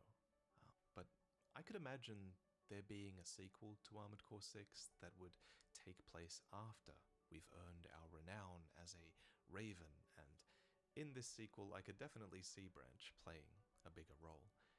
King, Chartreuse, and Raven's operator can be seen here in this sketch. King is easy enough to spot, and we can tell Chartreuse and Raven's operator apart because Raven's operator appears to be wearing a sort of headset here, while Chartreuse stands confidently, giving the thumbs up towards Nightfall, which is Raven's AC. Anyway, with this job out of the way, we're finally clear to destroy the ice worm. Long ago, the Rubicon Research Institute built this thing, presumably for its ability to tunnel underground, though it also doubles as a virtually indestructible, undying unit for defending the coral. It requires everyone working together to bring it down. It's not every day you see competing forces working together like this. It's time, 621. You ready? This mission depends upon you, Raven. Let's go. I'll be here. My wonderful travel? What do you mean? Oh my gosh, there's so many fois. I don't know if I can handle them all.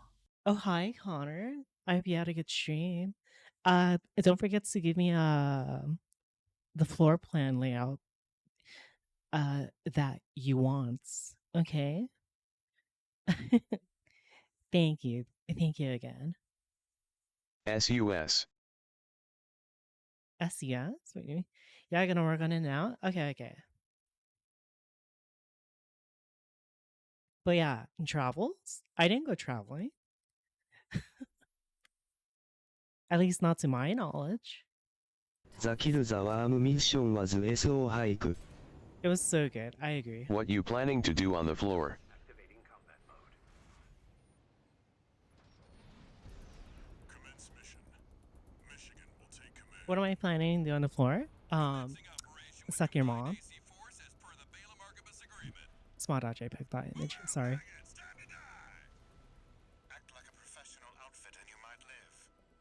Who does that creep think he is? I ain't here because I wanna be. This is V4 Rusty. Rail Okay, her room is coming out really, really nice. Oh my goodness. Tourist, got a message from the chief for you. Enjoy the show, and don't forget to smile. Primary shield disabled. Shield loss confirmed. Initializing ORC firing sequence. Connecting EML modules. Opening energy turbines. Output at 80%. Sighting correction A-OK. This part where he shoots is so sick. I like it. I won't miss. Secondary shield down. Gun 13, the head's open for a direct hit.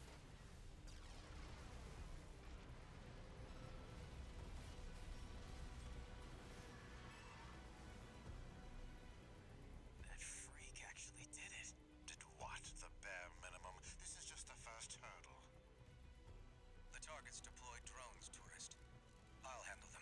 The last shot fire HE charges past 100% and the radio goes static is just asterisk chef's kiss asterisk. Sure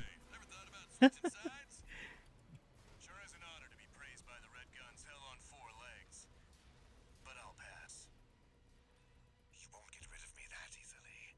I am the Vespers. I am Arquebus. Don't do this to me, Headbringer. I'm not going down first. Pathetic. Is that all Balaam's Red Guns can muster? I see Arquebus at the top Vesper to provide running commentary. Gun 13, show him how actions speak louder than words. Well, it's late, you lurk. Okay. Something's wrong. Thanks for coming by. 621.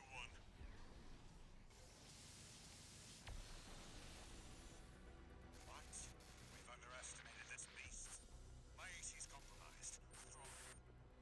The coral. It's out of control. easy turn. I'll set the ORC to maximum output. We can't afford to lose control of the situation.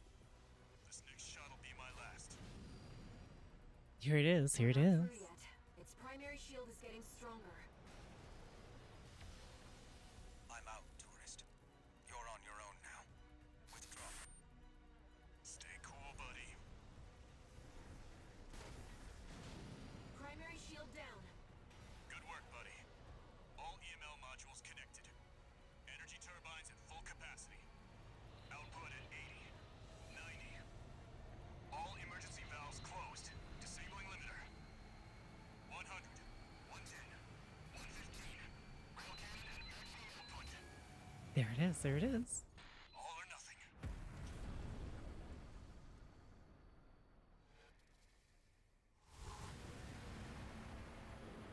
The target's coral shield has been wiped out. It's all on you now, buddy. The coral response is getting stronger. Hurry!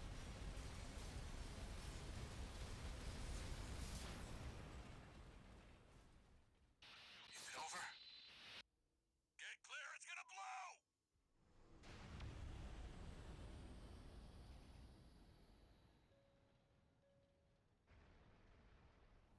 He's so cool. オーバーサイズドロングレンジスーパーウェポンズアーマイフェイバリットジェンダー。Played last one. I played 1 and 2. Number 2, oh my goodness, when you're falling from space with a huge speech. Also, my other favorite is when you're on the train with the giant cannon, and how those guys have to shoot it just to rock it back. Oh my goodness. That shit was hot. Like, oh my goodness. Raven. There's something I have to tell you. The coral. Was Kino? What does that mean? Sorry, I don't know what that means. I am but a single wave. I never played Lost Planet with people, it would be so good. A Rubiconian without a bone. 城のシネマ。 Oh, what? Oh, Kino equals cinema? I didn't know that. Raven, you're the only one who...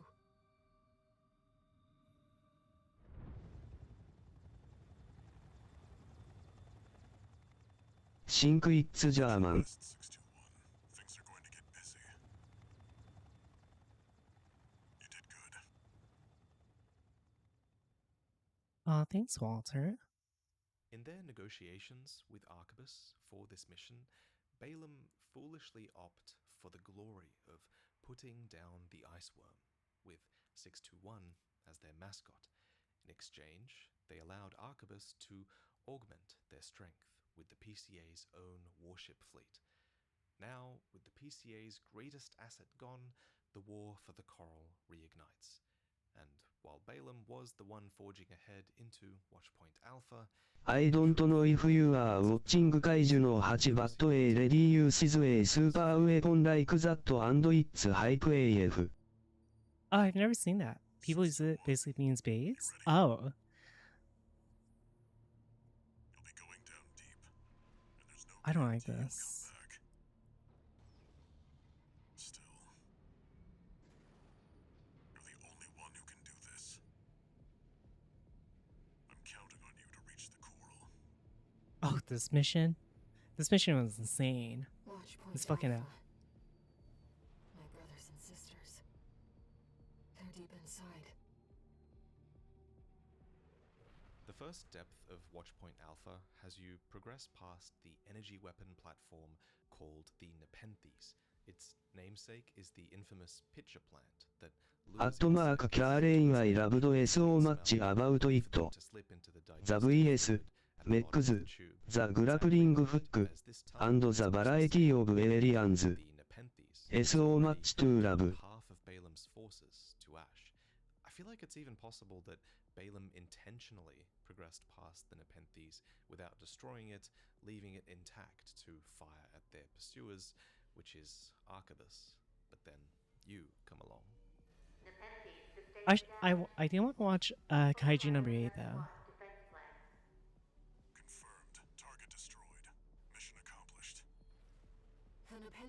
The VS mech, the grappling hook, and variety of aliens. Depth 2 is more interesting. The infrastructure here is that of a rail network designed to transport resources, and here Balaam have set up ambushes. And here it's revealed what many of Balaam's forces now view you as. It's a good show so far. Really enjoying it. I'll take a look at it later then. But none hate you more than Gun 5 Iguazu. You're my ticket back above ground. Fucking Iguazu. My goodness. It'll all be over once you're sorry. That guy's such a cunt. Interestingly, Why can't we Iguazu just be thinks he can friends? negotiate to get out of this job if he brings Balaam your head. But as usual, his proximity to air messes with his abilities. My ears.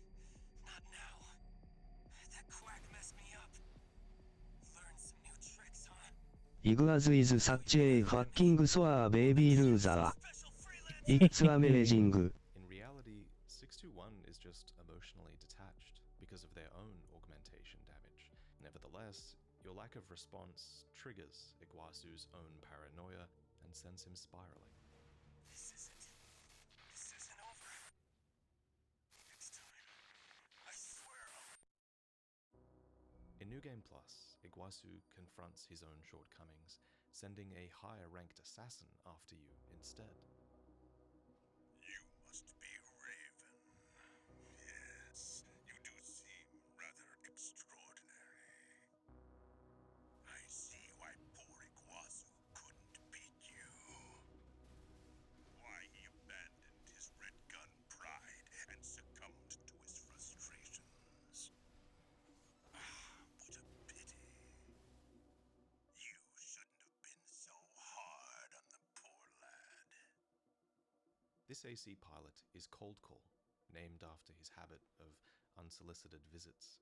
His bio reads, an independent mercenary who bargained his way into an effortless entry to Rubicon, having anticipated the extraplanetary corporation's forays well before Okay. they made their I need move. to take a picture of He is this. an assassin after all. Naturally, he's good at thinking ahead.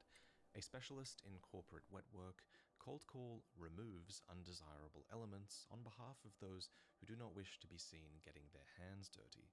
Quick to identify a fellow assassin, he claims that you can smell a real killer right through their AC.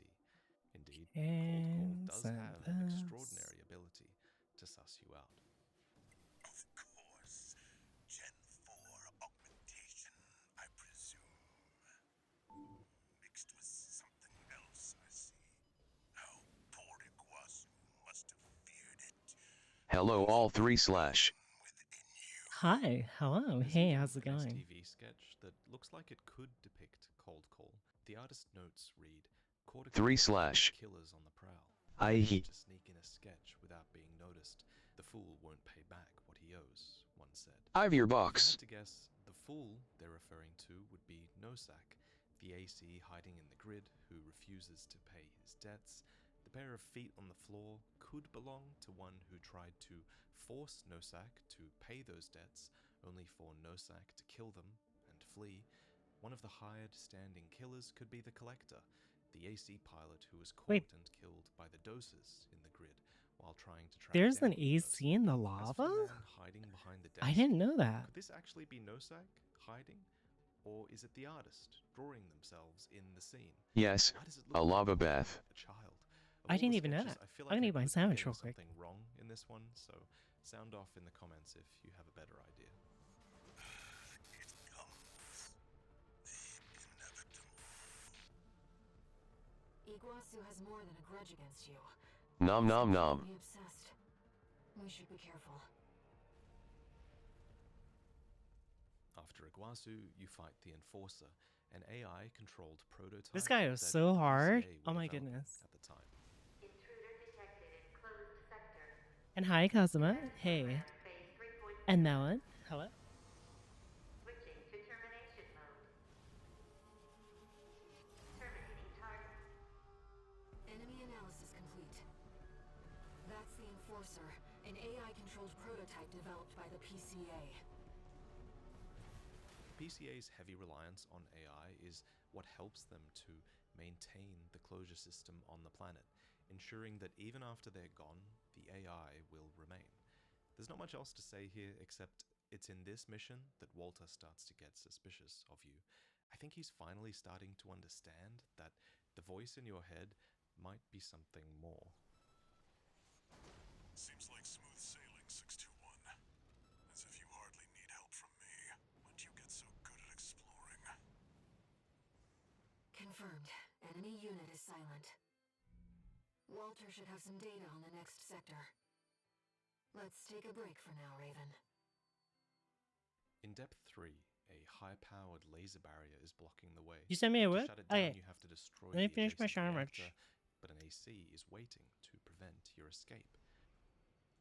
Defense Program Phase 5.0. Pattern C. Terminating threat. No vital signs. There's no pilot. That's Institute Tech. 621, there's no time. Get rid of it. This AC is named Ephemera. Its AC parts reveal that it's an unpiloted AC, developed long ago by the RRI. An old development quirk allows for its piloted operation, though the unpiloted AC itself can function at a higher level than human nerves can facilitate.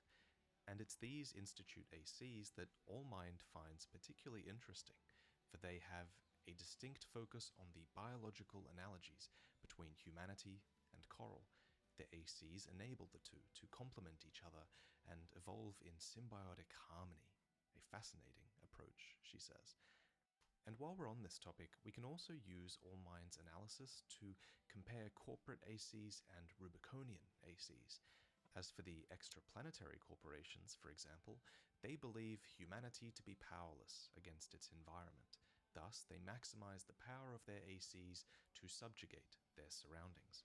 And in contrast, the Rubiconians' ACs are defined by the human element and have a tendency to focus on harmony with the human body in varying degrees, a sign perhaps that they have embraced humanity's potential as beings that exist within nature, and that they intend to maximize this through optimization of human-driven output. And as for Allmind's ACs, well, she tends to select for parts that have high compatibility with the traits of older generations of augmented humans. That's because she specifically needs Coral Gen augmented humans for her plans for coral release. And you aren't her only ally in this task. She has had many allies and many plans. This request comes from Allmind. True to form, they've sent us Okay. an encrypted message with top-level security. I expect it must be about coral release. Augmented human C4621. Raven. There is an obstacle to the project that must be removed. The target is V3 O'Keefe, an Arquebus Special Intelligence Officer. A second-generation augmented human, O'Keefe was once our ally within the corporations. But it seems he has had a last-minute change of heart and means to betray us. Allmind never specifies how she So knows you want to? has had a change of heart, or how he means to betray Allmind. If I had to guess, I think O'Keefe may have simply stopped feeding Allmind intel from within Arquebus. He's become apathetic. The release Scream? project must succeed. Only So an Connor, you want to get exceptional rid of augmented that human can be the VIP key. area? In this screen, we see 4 generations of coral augmented humans, arranged in columns. Within these, highlighted in red, are Allmind's exceptional subjects that she, presumably, believes I can don't. trigger I don't coral quite understand release this. with a wave mutation. This layout. C1249 was Sula, C4789 is Iguazu, C4621 is the player, and C3291 is... well, we don't know who C3291 is.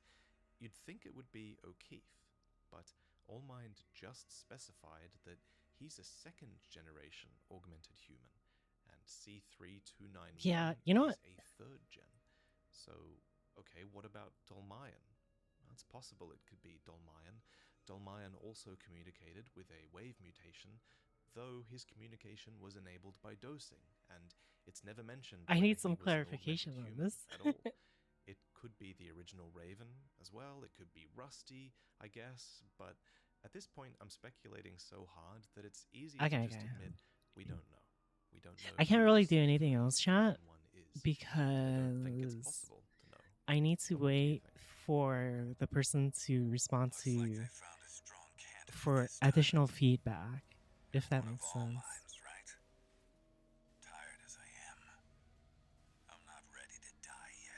So I can't really do this You're not part. the first assassin that Allmind has sent.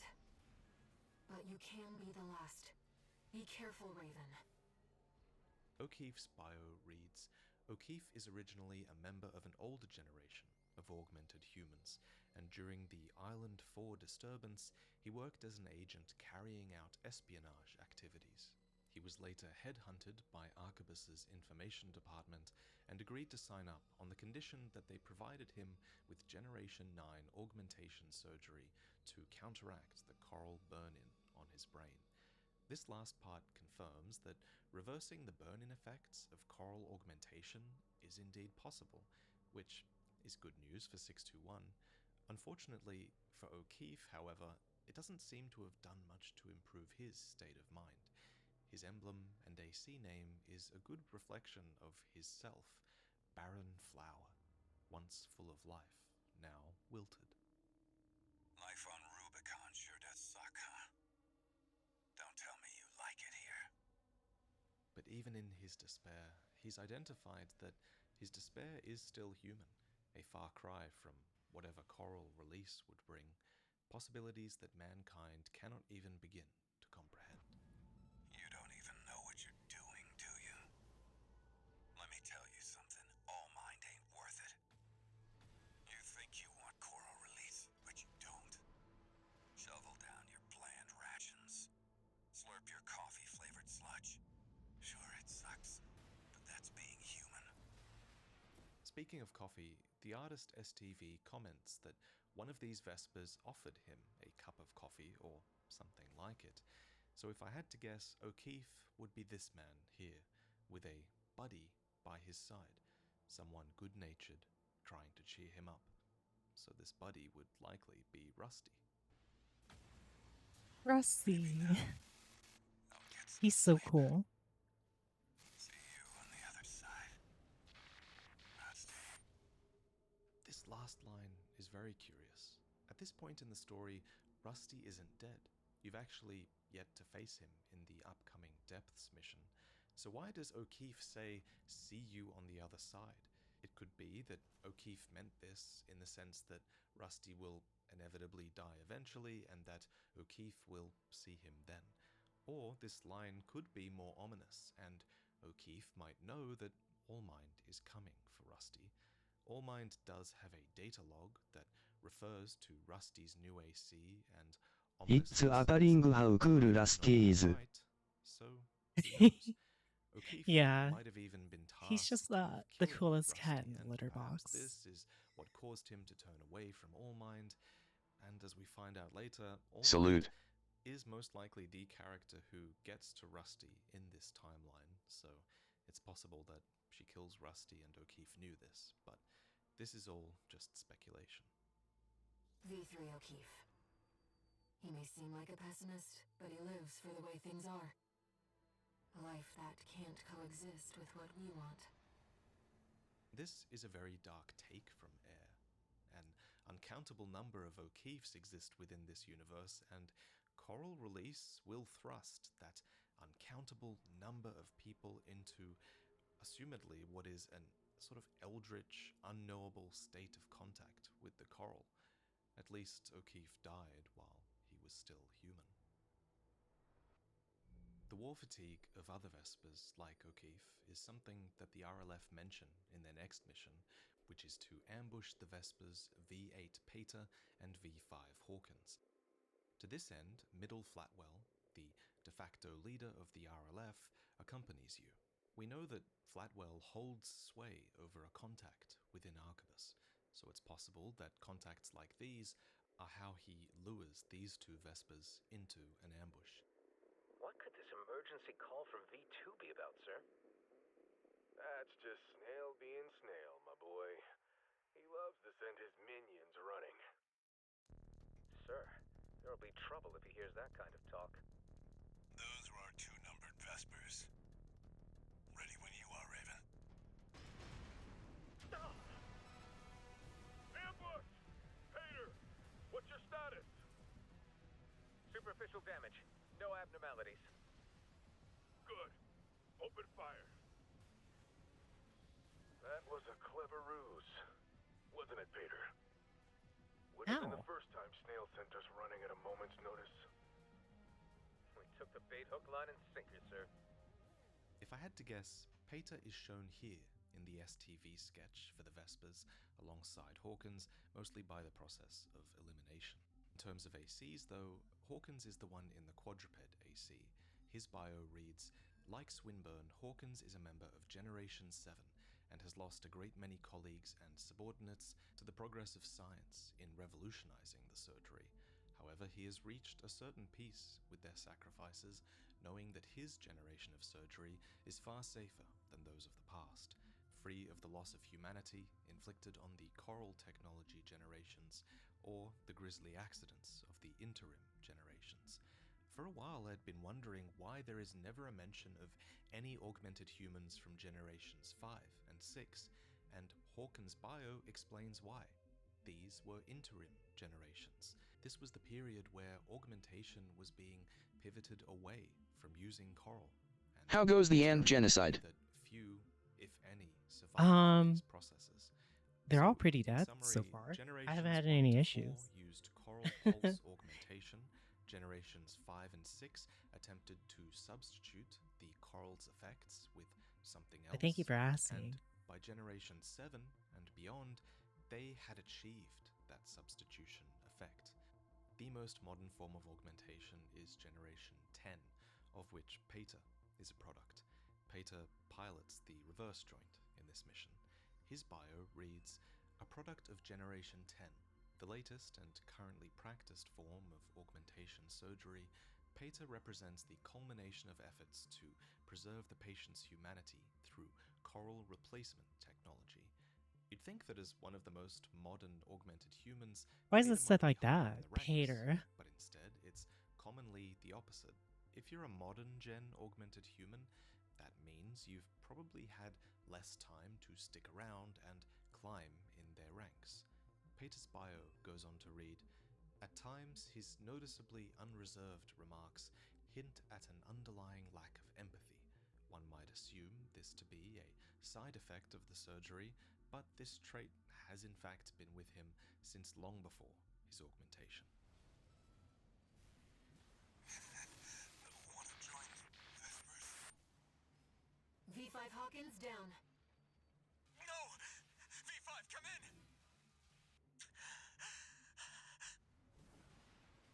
V5, Peter. It doesn't sound too bad. Peter's AC is named Dual Nature, with an emblem that also reflects his two-sided self. No! I just made V5! It was a privilege, Raven. We're war buddies now. Maybe I'll find a comrade in you yet. Here, Flatwell has the same tendency as Rusty to label you as a war buddy. It's yet another subtle hint at Rusty's true allegiance with the RLF. When Rusty calls you buddy, he's using RLF language, not something he would have picked up from the Vespers. If you take the mission to ambush the Vespers, Rusty takes the mission to intercept the Red Guns instead. In this battle, he kills Gun 1 Michigan, a task you can take on yourself if, for some reason, you want to kill the best character in the game. I don't know what to do for this map. I have to wait for There's nothing more for me to say. for feedback. You can sense Walter's reluctance to kill Michigan. So yeah. Again, earlier we established that he has a history with Michigan, and this reluctance all but confirms that to me. Attack! Get in there, you maggots! Okay. Looks like Archibus sent Side mission. Cute. Real cute. Since we're done with this map for now, let's go to do another map. Let's see. Horizon? No. Oh, I never showed you chat, but Michigan's harsh language often or at least I betrays don't think I disaffection showed you for his guys. troops. Look. He knows them all by name, and he would rather they eject than die in battle against the wall climber. Yeah, I heard that Merc took down Gunfight at Iguazu. Iguazu? Oh yeah, the deserter who pissed his pants and ran. Oh, but hey, I forgot we still kept you around. Chris, you're horny, aren't you?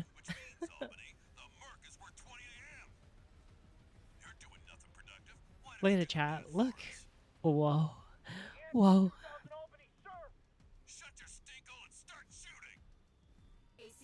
It's so cool, right? Look at it. I textured it. iCloud. It's pretty cool, huh? Fifth wave. They're searching us. Oh, wait. How can one Merc do this alone? Okay. Time to finish the job, 621. Don't let them overwhelm you. Shake off the pressure. Maggots. Creepy. You can tell this to posterity. Mean old Michigan died of a bad fall. AC Liger tail destroyed.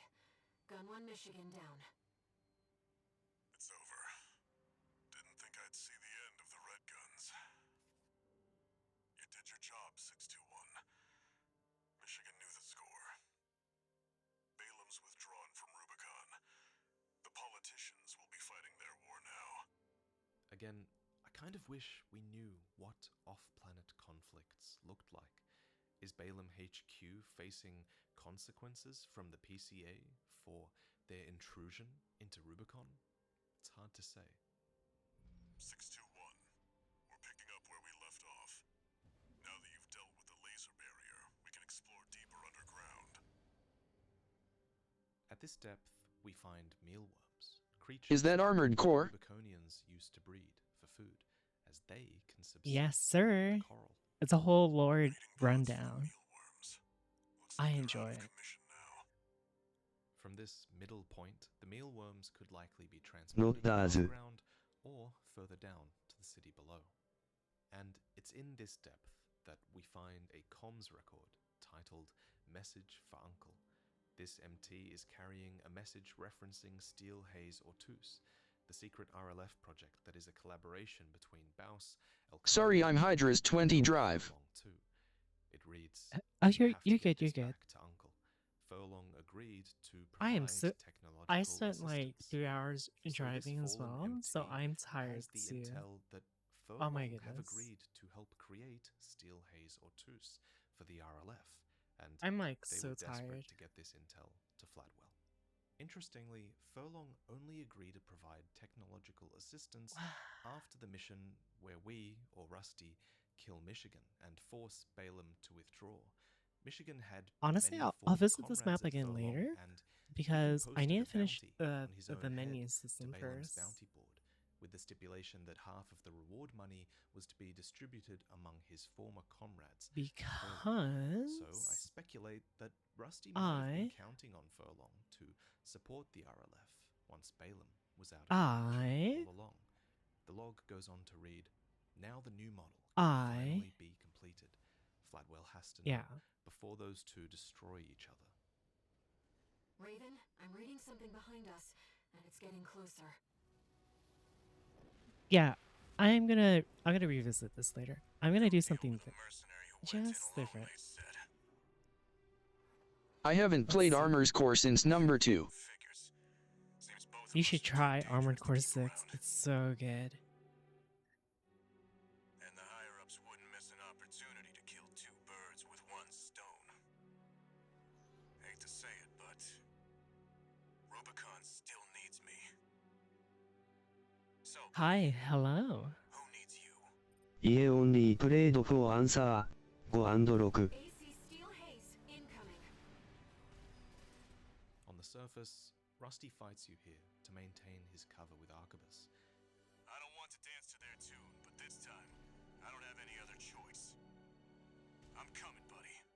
And maybe if he knew his new AC could be built... Are the stories all connected?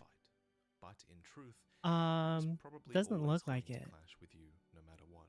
And in New Game Plus, Uncle Flatwell gets wind of this clash and tries, unsuccessfully, to intervene. Rusty, wait! Flatwell. He's a Liberation Front leader. I don't think so. At least not by generation. Yeah, this one seems like it's standalone. Oh, I see it, Uncle, but potential and danger are birds of a feather.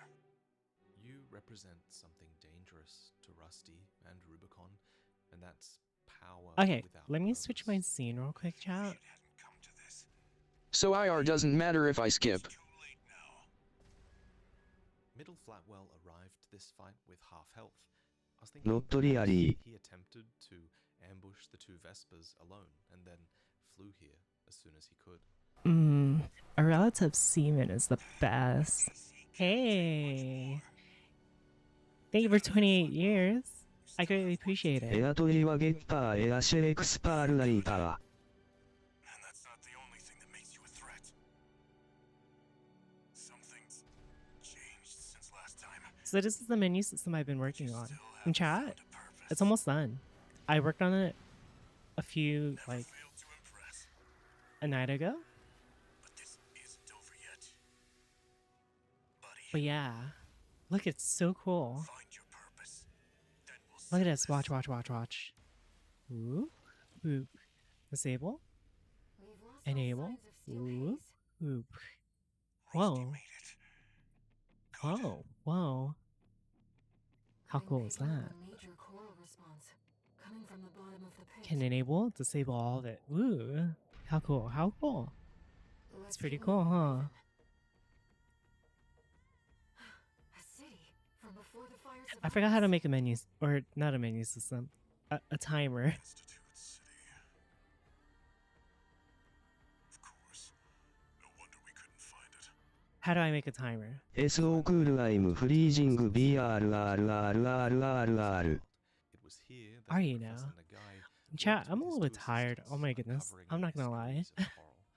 These assistants were assistant number 2, who we can identify as Carla, and How do I make a assistant number 1, timer? who I don't was remember. Walter's father.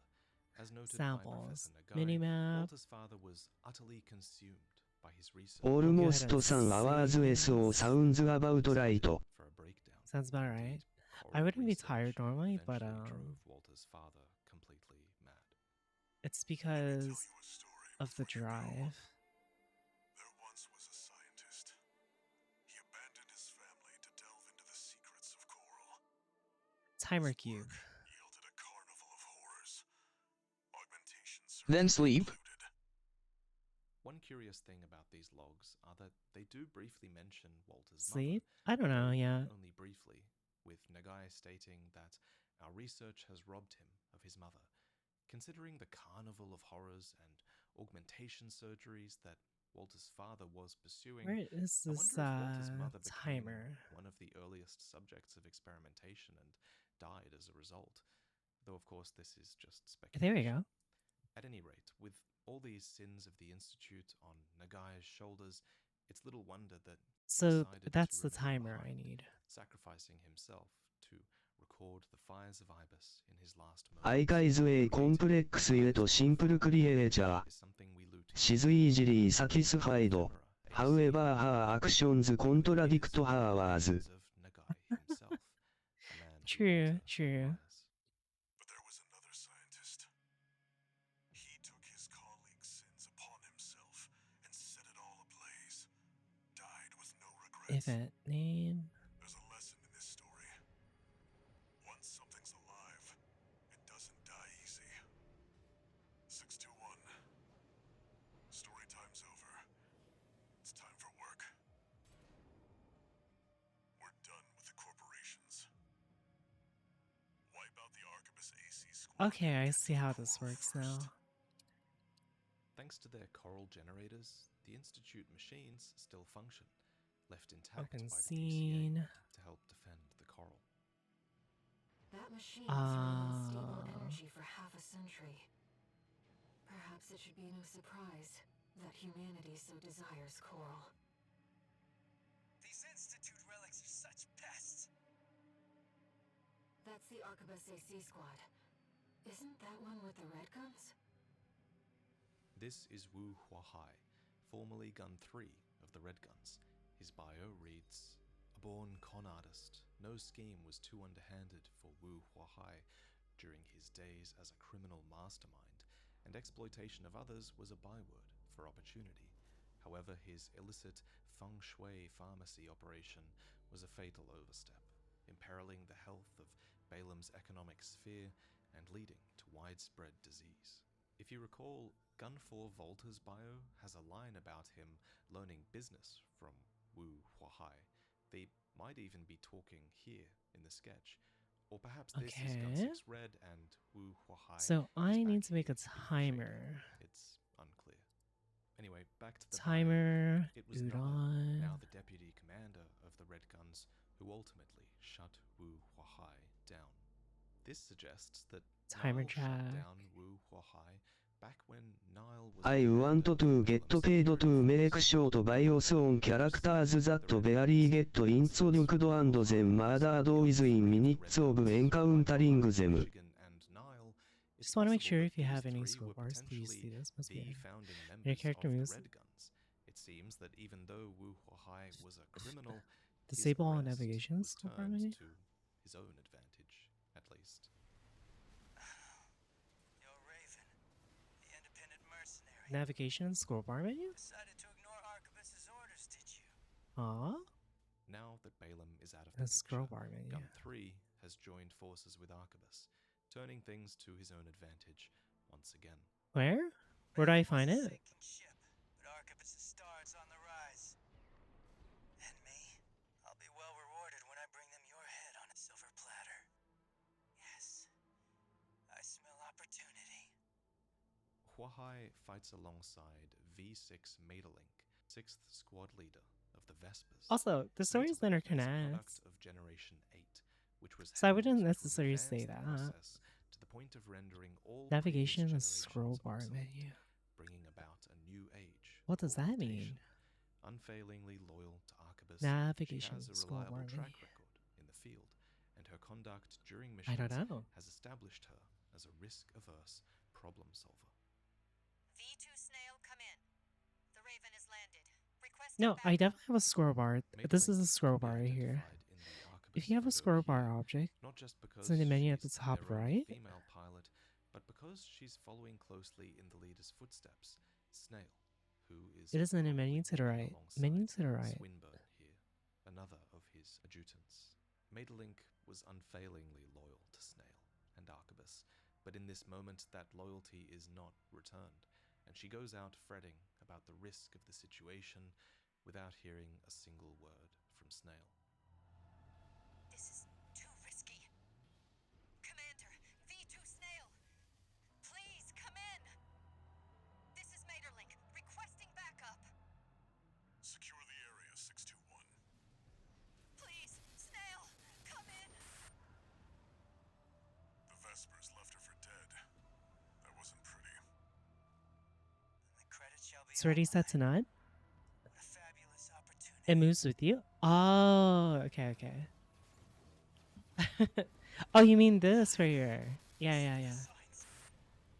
Maeterlinck's comms reveal that Snail is in the area. Indeed, the only real purpose Huahai and Maeterlinck served was to lull you into a false sense of security, for him to ambush you later. But first, Arquebus want to use you to take out this, IB-01, a designation that marks it as the first of the Ibis series, before IB-02, the Iceworm, Give me and one moment. IB-07, I need to plug the something in. coral-powered AC. These three machines are experimental weapons developed by the Institute, but kept secret as it was feared they were outside of human control. This is because they weren't just powered by coral, they can be controlled by it as well. Listen up, 621. The Ibis series are no designed to prevent coral disasters, a security measure to keep Rubicon safe. And now their original masters are long gone. Destroy it before it destroys you. Did you ever wonder why the fires were called the Fires of Ibis? It's because of the Ibis machines, like Cell 240 here, which were deployed by Professor Nagai at the Institute to burn the coral and spark the fires all those years ago. Run the calculations. How much time do we have? 47 hours, 2 minutes, 16 seconds. We still have time. Deploy Ibis. Back then, the coral was reacting to a wave mutation, and the coral was resonating. This would have led to coral collapse and coral release. In response, Nagai deployed Ibis to burn the coral as this desperate attempt to prevent what he considered to be a coral disaster.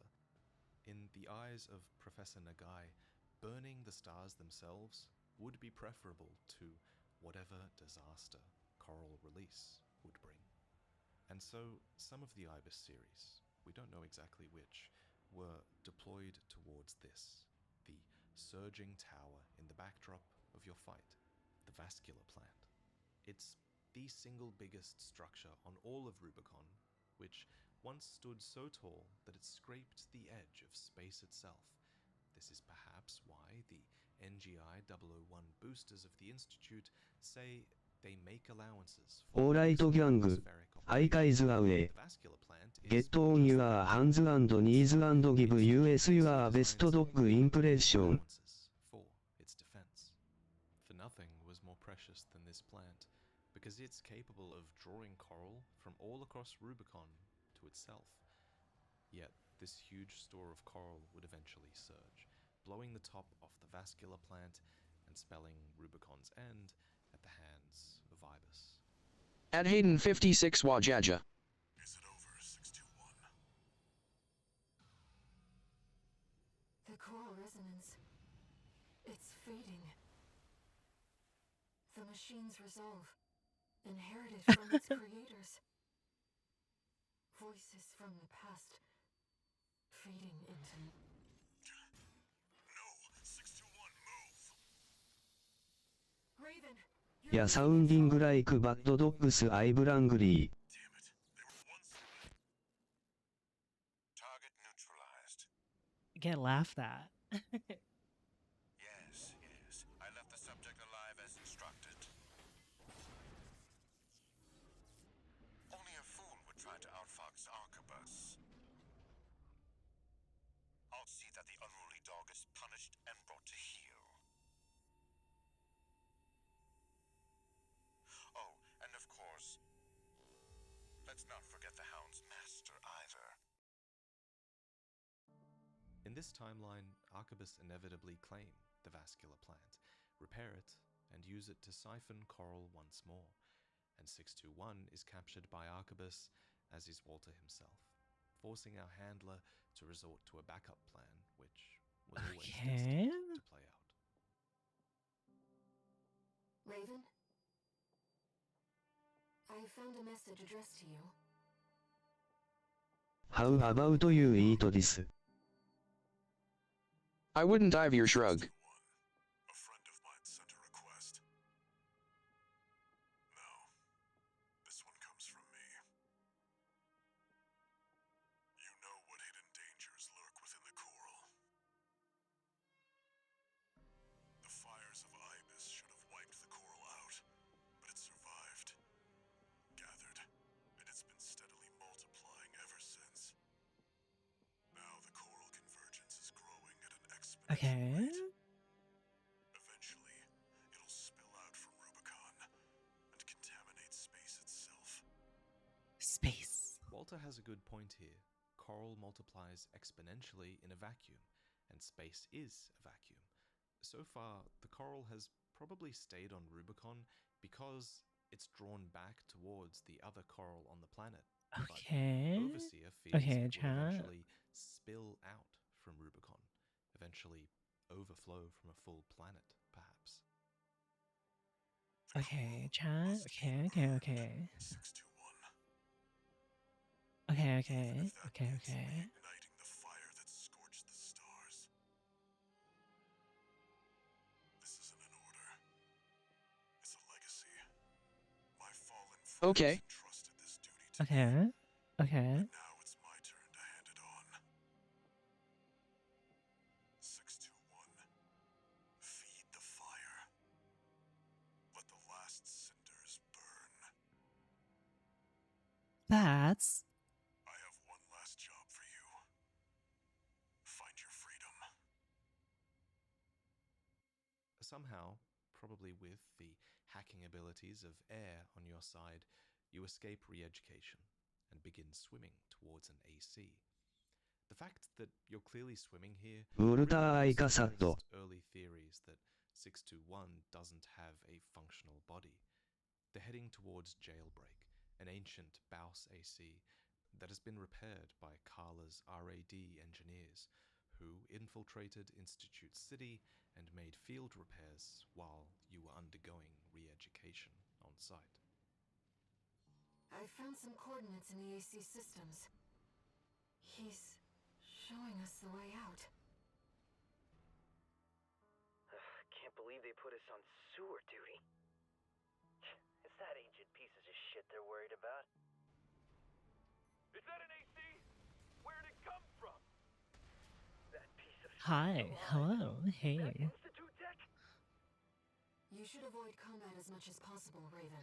Hi, Exhibit. How are you? This AC is no match for your abilities. Smart.jpeg.image. This is V5 Pater, calling all security team members. Raven, the independent mercenary subject to Custom events. I have direct orders from B2 Snail. Then Capture Raven and send the fugitive to the I get this pool. I need to What's this? try to spawn. Emergency beacon intercepted. Been a while, tourist. Good to see you're still kicking. Chief's coming to pick you up. Spawn. To the rendezvous point. Is mouse supposed to move on VRM? It's because my camera is up above. Comfy and just age. I might join soon. Smile. If you're still there. I'm just in desktop because I was looking at this other map as reference for this person, but yeah. This is our tourist grand escape. I wouldn't miss it for the world. Sending a chopper. We retrieved the tourist's AC too. Oh my goodness. Okay, Chris, you can come as well if you want. If I do get on. It's at this point that you, Chatty, and Carla return to the Xylem. This enormous craft is Overseer's ace in the hole. It's a powder keg with which they can burn the coral, provided you can take over its systems before Arquebus intervene. You are such a horn dog. Looks like they're falling over each other to get your Let's see. tourist. Object sync. Huh? And we'll have full admin access. Just a little more, tourist. Okay, let's see. Object sync.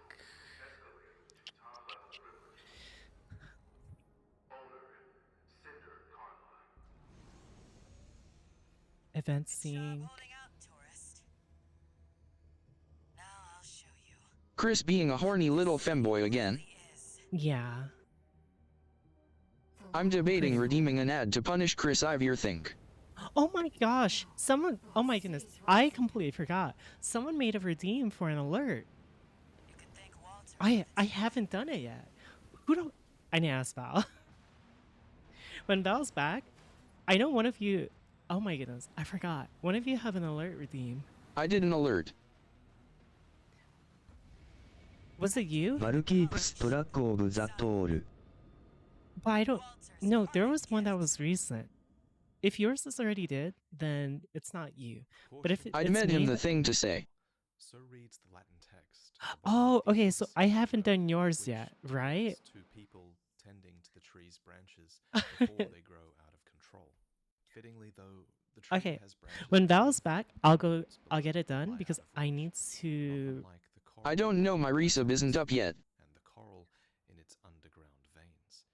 This is Overseer, the Association of Observers, a group with a goal A to custom monitor alert? corals' growth Okay. so that Well, they I'll can figure it out prevent with Val. and inadvertently I know before there was one. collapsing. I definitely know there was definitely Part of one their that I plans have yet to seems do. to have always been the So xylem, I redeemed it the day my resub went through Almond Despair. which is equipped with the means to crash into the Yeah, oxygen yeah. plant Okay. and set it I'll all talk with Val alight. about it because Takes a I lot to definitely set remember. I was coral like, to wait a burn minute. I en just masse, realized. but if you manage to I make it don't burn, complain because points don't matter, I play. setting entire star systems Yeah, aflame but you before still stopping. redeemed, you The know? xylem is the key to that. And in On every timeline enable. of Armored Core 6, it's set hurtling towards the xylem with Overseer at the helm. So on enable, send custom. Now I save for the animation Ivy box. The corporations want only to devour the coral. Custom events. The observers fear the coral and want only to eradicate it. Send custom delayed seconds. I believe in the shared potential of humanity Right and the coral. here. Raven, I Spawn. need to ask you something. From here. Compile. And this is Oh, where it doesn't you let me need do to it. make a decision, for Rubicon has 3 fates that await it. Do you side with Overseer and burn Events. the coral?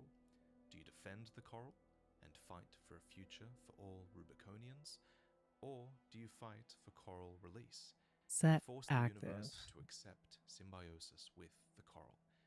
Personally, I opted to burn the coral in my first playthrough, a path that begins with the mission to fight off Arquebus as they try to wrest control Do you think you of redeemed? the xylem But I'm pretty away sure I got yours done Here's as the well. situation, tourist.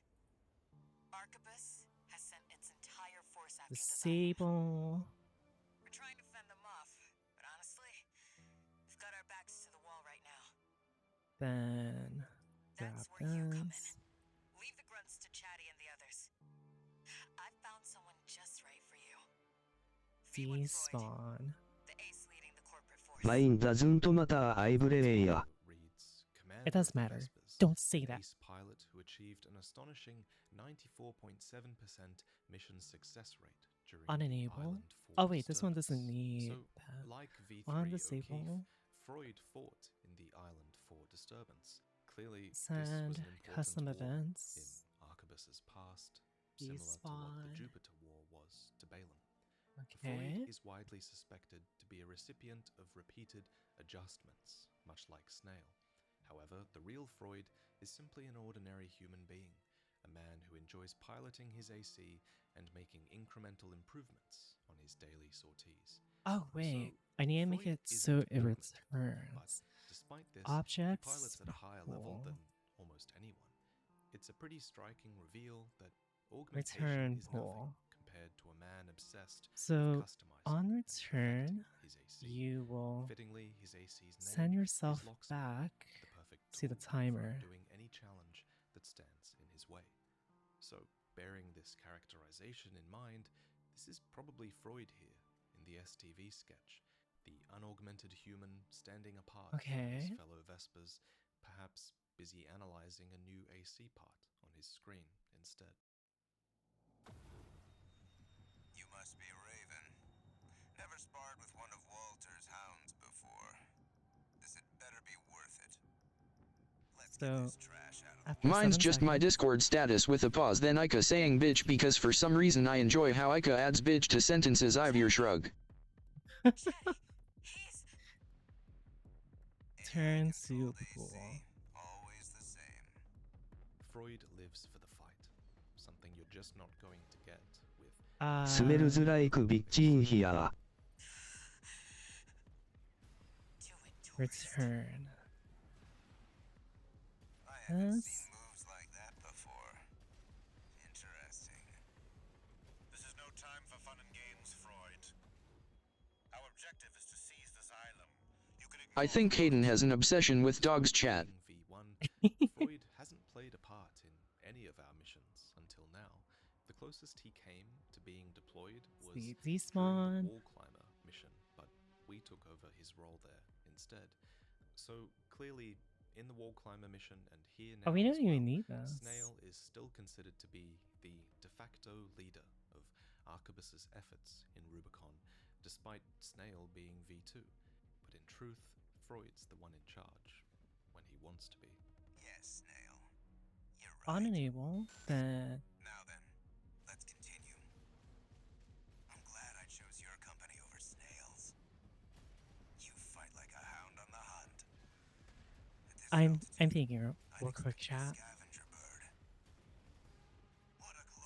I offer an inch and you guys take a mile I casat. I offer an inch and you guys take a mile.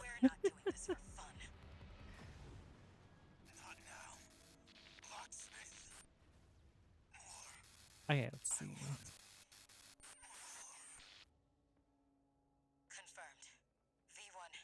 Freud down. Speaking of my inch, any takers? I smile. I'm sorry, all you have is an inch. Hey, what are you guys being so mean? Well, I never could bring myself to back him up. Be like taking the life out of him.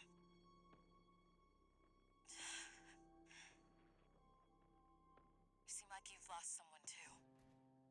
Hope I'm just imagining things. This next mission takes place at the 5 subs for all 1 inch any 2. stands between Earth's atmosphere and outer space. Here, the air is thick with residual coral from the fires of Ibis. Hey, I'm not being mean, I'm using their own words against them, Ivir Gendo. Hi, hello, hey. A bomb? Wait, what? I will take what I can. Good job. That's this sector dealt with. Wait, what's that? We're under attack? Tourist! Unidentified AC on the xylem. Head back, pronto! Here we are, buddy. It's a spicy rock crump clap crump rock munch. It's a spicy rock? That doesn't look like a rock. Oh, that one. Yeah. Even with the combined might of the corporations, I couldn't stop you. But this new AC can.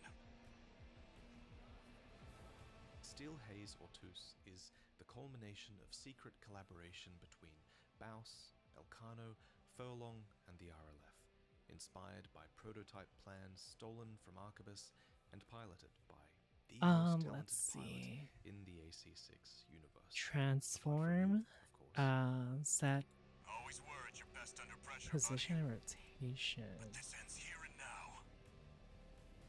They've always been after Rubicon, taking what they can get. Someone has to put an end to this injustice. Rusty side You of get Arquebus to make use of their transform. might, killing his true allies in order to gain corporate trust, also he could betray them at the Position, crucial rotation. But in the end, you become the greatest threat to Rubicon. Vector not 3. Constant. Where did this resolve come from? You must have chosen something @ Karen if we find you other kind red spirits we got ourselves a foot. Huh? Indeed, this AC is intended to usher in a new dawn. And fittingly, Steel Haze Ortus can also do something that Then no other between AC min can, and max. pushing past the point where it should have been destroyed. Gaming? Oh, I'm not gaming. I'm coding at the moment. Can I... How do I do this? Maybe if I do vector 3 constructs? No? Vector 3... I forgot how to do this. Constructor. Oh, here. This is what I wanted. Finally had everything he needed to fight Arquebus. I need a range, was forced which is to going fight to be and between against you instead. minimum is inclusive, so I'll do max is inclusive as well. Okay. I just say that just because. I didn't see X and then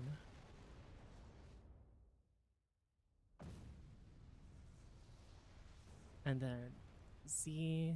Why is not? Wait the fuck on. Oh, okay, never mind. So throw it out there. Cannons? This isn't right. There's no way the corpse took the closure system. Who's controlling them?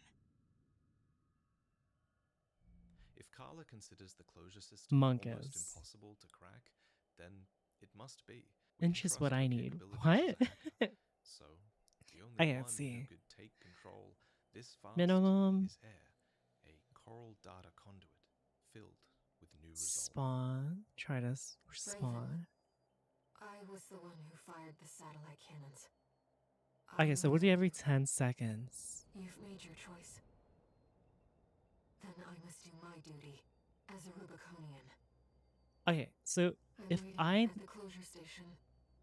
if I did this correctly, then this should spawn random events. Towards the vascular plant, you arrive at Station 31, the satellite station that Branch attacked to open up the closure system and Rubicon.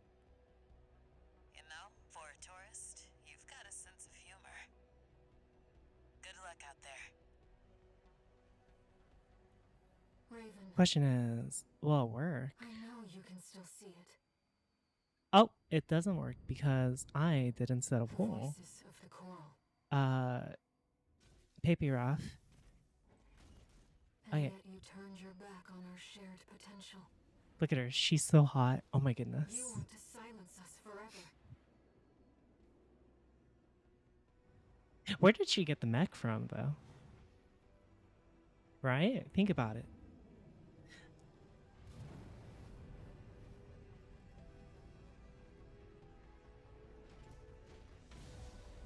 I hate this ending because you kill boss Rusty and I sad.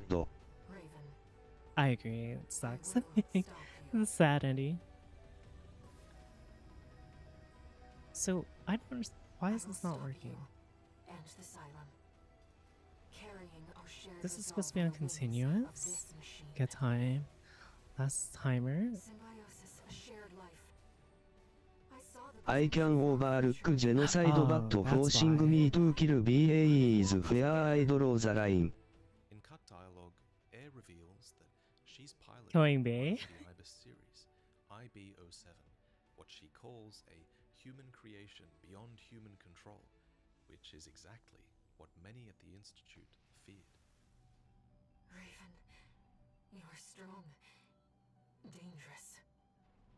I will hold nothing back. I realize what you are. The spark of war.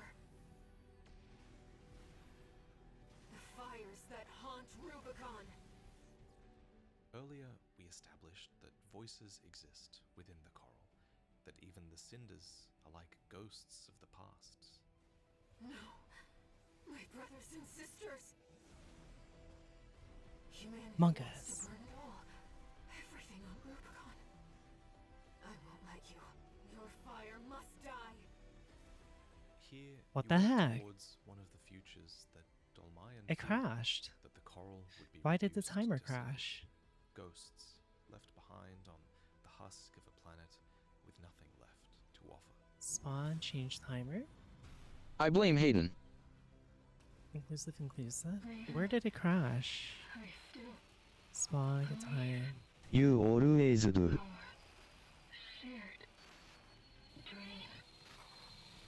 You always do. She reached out to you here in her final moments. Not true. ID blame Val if they were here. Has a future, even as the Xylem sets it all ablaze. And she might be right. The coral survived the fires once before, after all.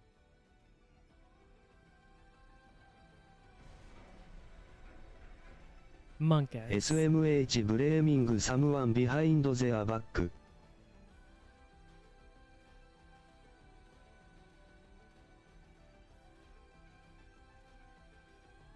They aren't here, so I'm blaming you.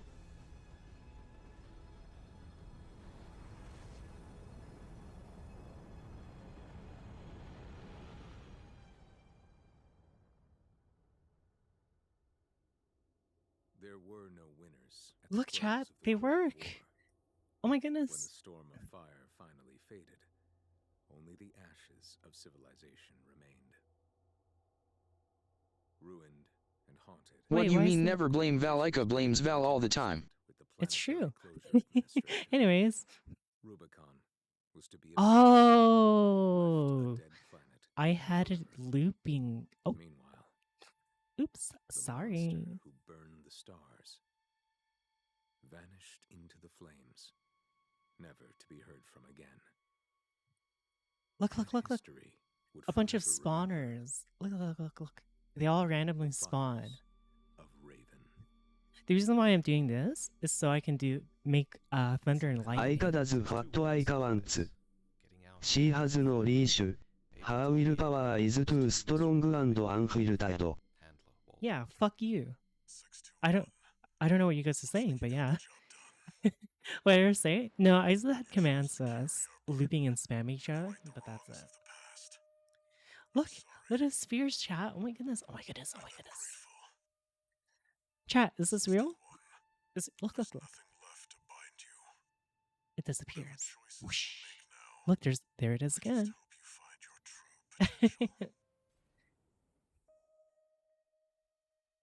Okay, so following the leader of your cool. If this is almost done, that means I can finally publish the New Horizon update pretty soon.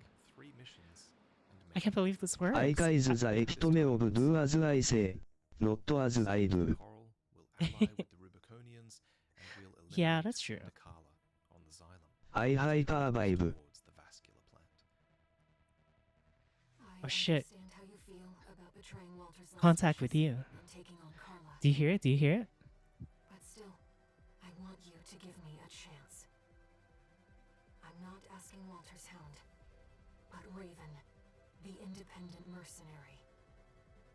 Rubiconian apes, out of my way. I love that song. Here you can decide to fight Snail, but you can also choose to ignore him. You both share a goal to take out the Xylem, after all, and he is not what you're truly here for. Let me tell you my motto, tourist. Okay, let's see. Shame I do as I do and say as I say. I've your shrug. I forgot what was I gonna do. All right, I need to check. Aika, can you please turn yourself into a weird electric wave-based life form and live in my head? No. Don't let them team up on you. Walter told me, you know. Looks like you made a friend of your own. But it's good to make a choice. At least I asked. Yeah. Did he just ask you to become an echo? What we suspected earlier. At some point in your Yeah, he wants to get me killed. When you get so good at exploring in chapter 4, Walter realizes that you are communicating with a voice in your head. Carla's dialogue here suggests that he knew the voice had affected your decision to protect the coral, which is to say, Hayden wants to absorb Ica Crump notes. away a being that you at least thought was real. This is bad, Chief. Some tourist.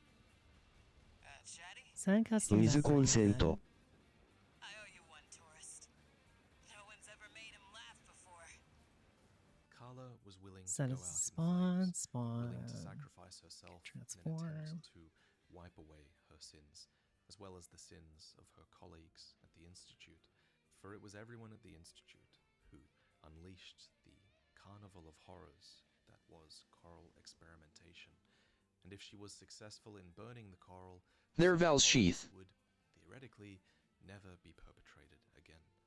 But in this timeline, you cause her to fail in this mission. And while she does have one last plan, she's forced to die in her AC here. There's no point My in headset her died. ejecting now, after all. Oh, hi, popcorns. Gotta face the music. Chatty. It's all I'm overflowing with eternity. Thank you for 42 years. away for so long. Revealed that I got for me to be Val's mod, and he's away from stuff. That's true. But thank you エア very ト much, イワゲッパ Popcorns. ーエアシェエクスパールライター What if I do try to spawn supposition?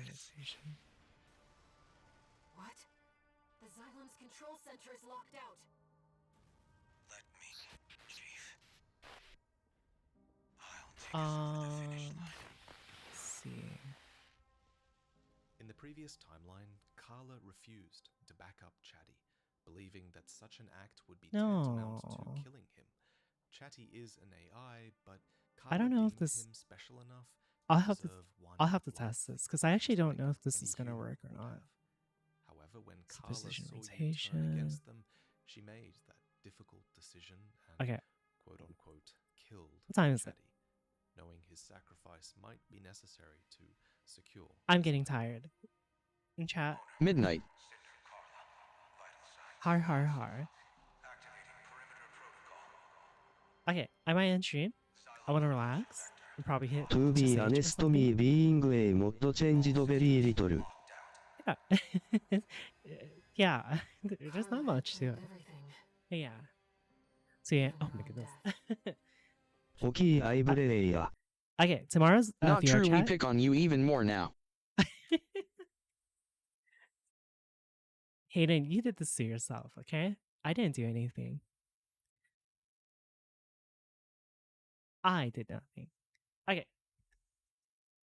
I'm gonna relax. モッ Probably ド do レ some ース VR と chat ア a イ little カ bit. ズマッシュ。 And yeah. But good luck, have fun. See y'all tomorrow. Tomorrow's VR chat. I also want to see a map. A map from a map maker that I follow got updated. So I'm looking forward to that. It's gonna be nice. I It's gonna will be really wave nice. take care everyone. Until next time. I will wave. So yeah. See y'all tomorrow. Good luck, have fun. 10 IGN. Thank you for the resubs and such. I know it's a bit slow since I'm just doing Dream well. desktop and not VR, because I know a lot of you enjoy my VR streams. But I enjoy variety and mapping, okay? It doesn't look like I'm not talking, but I am. It's just the micro. I look down whenever I talk. I just enjoy being here no matter what you do, I've your box. But yeah.